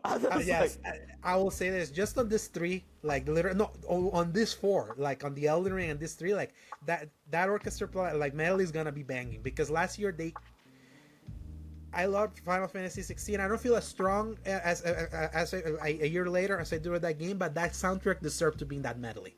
Like I would have wanted, like I had no like aspirations of that game winning Game of the Year. I would have loved to have been there just for like that musical composition because that soundtrack is like 16's best thing is the soundtrack. I'm glad it won the soundtrack thing because Yeah. from last year. But Yeah, it's gonna be banging. I do agree with that. It's definitely gonna be banging, and Yeah. I'm at least excited about that. I just hope, please, this has been the year where my opinion towards influencers, critics, and all that has been down in the toilet because has been at such odds with what the year has been and what they've been talking. You saw the thing that I saw Sebastion for this is like fun Yeah. helmet man. How did Flight Simulator do critically? Because I haven't seen anything on it. It has a 26% approval right now on Steam because they made it a cloud game. Okay, you have to queue in to play your Microsoft Flight Simulator. Well, today, Stalker 2 76 Metacritic, Yeah. 77. So it's like that's another Xbox thing. So if there's any dignity left in these voting panels, I would hope that they would know that I acknowledge. No, Elden Ring Shadow of the Earth was something really good, but we're gonna reward a game because this is called Game of the Year. So this year has been way better than than what a DLC winning would suggest it is. Yep, I agree. Yeah, so Boy, we made it through the categories. It's a yeah, lot. we made it. Yeah, we made it. Much Only longer. an hour longer than you wanted to, Alex. Hey, Joe, every time that is with you, like, I feel like I give it time and then, like, we just kind of go. And that's the thing with Sebastion, it always is like that, too. I'm so tired. Just love talking, but don't worry, we've made it to the end. So, yeah, that's those were the Game Awards. And that's it, just 2 topics. We can talk a lot, but hey, at least you got it out with Dragon Age. You got all this stuff out. It was good to hear someone, because I've seen, Sebastian, I'm sure you have too, I've seen so many people say, oh, the combat's so great, that's what's good about this game, the story is not. I'm like, hell no. I don't know what you played. I don't know what you played, dude. Yeah, crazy. Yeah, but yeah, I'm not gonna read the releases for the next week for this week's episode, and next week is gonna be Thanksgiving, so we're gonna be taking off that week for this show and come back the week after as we leave. Then taking off. We don't take off shows, Alex. Let's record early next week. If we can, yeah, that's the thing. If I can get people in early to record early, I'll do it. Last year, I'm just teasing. It's your show. No, that's what's funny. Like last year, how I filled up the Thanksgiving episode, I took a week off, but I put out my the spoiler cast for Spider-Man 2 that I did with Sebastion here, that I did on his show, and I got to repost it. So there you go. So we'll see how that happens, or maybe I split this episode in 2, and the Game Awards part thing becomes like it's the another thing. Who knows? It's not a bad idea. Yeah, but you should split it in 2. It's 2 episodes. Yeah. Yeah, just basically kind of like the size. So, but yeah, let's hear those games. Yeah, let me see, because I didn't put them on. Filling for time, singing a song, la-da-dee-da. While he's filling in for time, what are you hoping to play this week, Joe? I'm gonna jump back into Mafia 3, and I'm almost done with that game. I've really enjoyed Mafia 3 more than I thought I would have. I kind of realized I like grindy things sometimes, and it's nice to just have a thing to chill and grind out. I've said this before. I really wish that Hangar 13 would learn to stop using checkpoints and just let me save the game, so that I'm not like checkpoint. You die, you have to go drive all the way across the map again because you died and you had to respawn at a safe house. But no, that and Genshin as always, and then I'll be doing some more baseball, just plugging away in MLB The Show 23 because that's what I want to chill and listen to some podcasts and relax. I'm off next week. I took off for the holiday, Tuesday and Wednesday, and we're closed. And my company's closed on Thursday and Friday. So yeah, I'm just gonna be chilling with the family, hanging out. Yeah, what about you, Sebastian? What about while you watch Mafia? You should be while you play Mafia, you should watch The Penguin. Really get you in that gangster mindset. Yeah, right. You're right. I have to catch up. Yeah, With the Penguin, I haven't seen any of it. I haven't seen any of it. It is a good time to catch up because there are, not a lot of new things this week with the holiday coming up. But yeah, but yes, man, that's what I'm gonna be playing. Yeah, we're gonna play. Factorio is a game that Factorio, sure. Yeah, got his hooks into me. I'm gonna be playing that one. Outside of that, it's just kind of chilling for the most part. Really looking for the next thing to get its hooks into me because like the Veilguards, I'm just gonna chip away at it, and because I feel like the more I play it, like I'm so mad right now. How far are you? I thought you finished it. How far are you? No. Metaphor. Okay. Metaphor is the one I finished. I feel like you finished Veilguard because of what you said. How far are you? Where are you at? What chapter or part or whatever? I am 43 hours into my playthrough, I think. Okay, so you've probably finished Act 1, and then you're doing for sure Act stuff. 1. For sure, Act 1, and then the characters, depending on who you chose, the very front mission is now back and very mad. So Yeah. yeah. I'll be playing Dragon Age because I'll finally have my Pro. So I've been waiting to play new games to kind of have excuses to play like on the new system, since it didn't really launch with like a new game ish. Assassin's Creed was gonna be that, and we lost it. So I guess your old PS5 died. So did you lose everything? You lost everything I still on there. Thank God for PS Plus. Thank God. Well, no, for not PS your Plus. save files, but you would have lost like. So I love the screenshot feature of trophies that like automatically take screenshots and things. So if your PS5 dies without a backup, Okay. It's on the phone, Yeah, the cloud, thank God right? for the thank God for the cloud. Yeah, for the cloud like screenshots. So I like that they're bound to my trophies. So I did a backup, and because there was some stupid error. So I just took a thumb drive that I had, and I plugged it in, and I backed up just the pictures, and that was, and nothing else. Just the pictures in the system data, and I did that to boot my PS5 Pro up, and that's why I was able to bring all of my screenshots linked over to the trophy, so that when I click on the trophy, I can see the screenshot and the video clip. I was just happy my saves. I love that. Let's say, I'm happy my saves like were all in PS Plus, because I really was like losing that in the middle of the Dragon Quest review was like brutal. Like brutal. I had like 90 gigabytes of screenshots and video clips. So much. I love. You got the games, Alex? Oh yes, I got the releases for the week of November 24th to November 30. There's only 3 games. Crystal Breaker coming to Switch and PC on November 28th. Glitch Hero coming to PS5, PS4, Series X and S, Xbox One, Switch and PC on November 28th.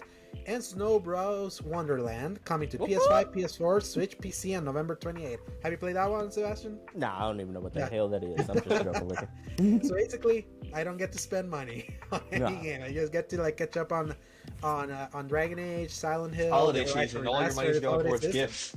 Oh yes, because literally the only thing that I have left for the rest of the year is Indiana Jones, like the things that I care about, and that's on December 9th, and it's on Game Pass. So you're not gonna jump into Stalker 2 anymore? You were looking forward to it. I tried it a little bit today. I'm gonna wait. Good. Yeah, I'm gonna wait until it's patched. It's buggy, very buggy. So I need to get Metaphor, and if I'm gonna get Wukong again, I'm gonna wait for sales on those games, and I'll save some money on it. Metaphor, especially it being on the Game of the Year cover. Like now that I might even prioritize Metaphor over Dragon Age. It's just more in the Game of the Year like combo. So you have to at least play it. You have to play it so you can tell Sebastian and I that we're right. But he might actually like it though. His opinions are drastically different than mine. Yeah, me and Sebastian, it's very few times that we really overlap, but then we tend to be like in opposite sides. It's very funny to listen to like the Season Gaming Discord and some of the they're all like, oh, this combat's so good. I love everything in here. I'm like, you guys don't know Dragon Age though, so that's okay. Yeah. Exactly. Yeah. It always goes like that. So and we reached the end of this very meteor episode that I was expecting. But I mean, like, what would expect when we got Joe and Sebastian here? It's all about the combos and the meat. So Sebastian, where can people find you? Look up the Single Player Experience podcast, and then just focus. Just type in Sebastian SPE on wherever like social media thing you like using, but. Outside of that, I'm just big chilling. If you send me a carrier pigeon, it'll reach me eventually. What about you, Joe? Where can I find you? Yeah. I'm at Joseph_La_Russa on Twitter. That's it for social media, really, for me. You can find my latest review for Dragon Age: The Veilguard on Season Gaming's website. We had a little kerfuffle in the Season Gaming Discord today over what the tagline should be of it. I was the one that got close. I was the one that got close to like the one. You did. Well, so there's two. So there's a tagline for like the link and whatnot, but the tagline that's in the summary is, I think, actually perfect. It is a classic Elvis line from an Elvis song. It is a little less conversation, a little more action. That is the tagline. Because that is a perfect description of that, and no one liked that because they thought it was too long, so we ended up going with less chatty, more clashy, I think, right? That's what we ended up with. Because of SEO. SEO is stupid, but we have to follow the rest of SEO. But so check out my review for The Veilguard, check out my review for Life is Strange Double Exposure from just a couple weeks ago. I really I really focused to get that game done because I wanted to get that review out before I could start playing Veilguard. So I'm very proud of that review. I really love that game, and I really loved Dragon Age for its story and its existence, but not so much its combat, unfortunately. That's okay because other people will love it and they have loved it, and I hope that you get to go out and buy it and check it out. And it's on sale right now for 10% off, $63 apparently. So just if you're curious, save. And I think slightly more $7. if you're with EA Play. I think it's even cheaper if you're on the EA Play, but well, the PC version had always been $10 cheaper. It was the PC version was $59.99 forever. So the console versions are now $63.99 because Black Friday sale. You got to give a little something to people.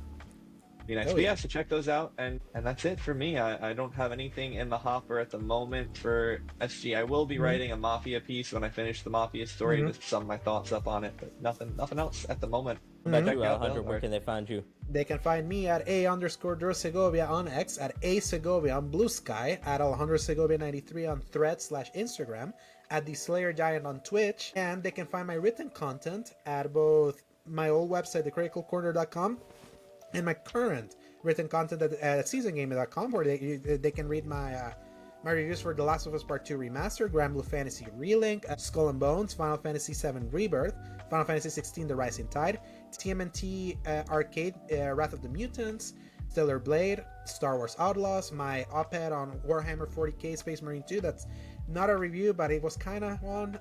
Damn, you should just say all the major games that came out this year. Yeah, outside of Veilguard at this point. Yeah.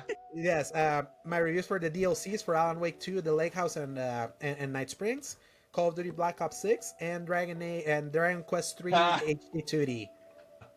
And that's pretty much it for me when it comes to reviews, because I don't think I'm gonna review anything else unless neither Ains nor Eric can do Indiana Jones. I'm kind of like third. I'm kind of like third in line there, but it's because I already hit my quota. I reviewed the same amount of games as I did last year, and a lot of chunky ones this year too. So I'm really, really curious how that Indiana Jones game does. Like, that's the last time. Like, so actually, that's literally the one. When I say that Call of Duty is the best thing that Xbox has put out this year, Indiana Jones is the last chance they got for me to be like, oh yeah, what's the best thing they put out this year? It's like they only have Indiana Jones left now. Yeah, I mean, Machine Games doesn't really miss, from what I understand. I've never really played the Wolfensteins, but I know that people love them, and they're supposed to be great. So, I mean, it could be good. I always thought it looked a little weird. I didn't watch the gameplay demo. I'm not really interested in Indiana Jones. I've only ever seen the fourth movie. Like, I haven't seen any of the others. Really? You've only seen the worst? Yeah, so I'm just whatever on it. But yeah, no, thanks for having me, Alex. I really appreciate the invite here. Always happy to jump in and chat with you guys on things, and love talking games. Absolutely. And thank you also, Sebastion, for joining. Thank you both for joining. Like, I'll call the last minute call, because this is going to be Paul's episode. And everyone else, thank you so much for listening to this chunker one. Leave a comment or like and subscribe if you enjoyed what you got to listen to, hear the catharsis of Dragon Age and the weirdness that is the Farce Awards, aka the Game Awards. And enjoy the rest of the holidays. They're finally here. Play games, hug your loved ones, enjoy the rest of this year, and whatever. Eat good food. Eat good food, exactly, and press X to play. Peace. Hasta la vista, baby.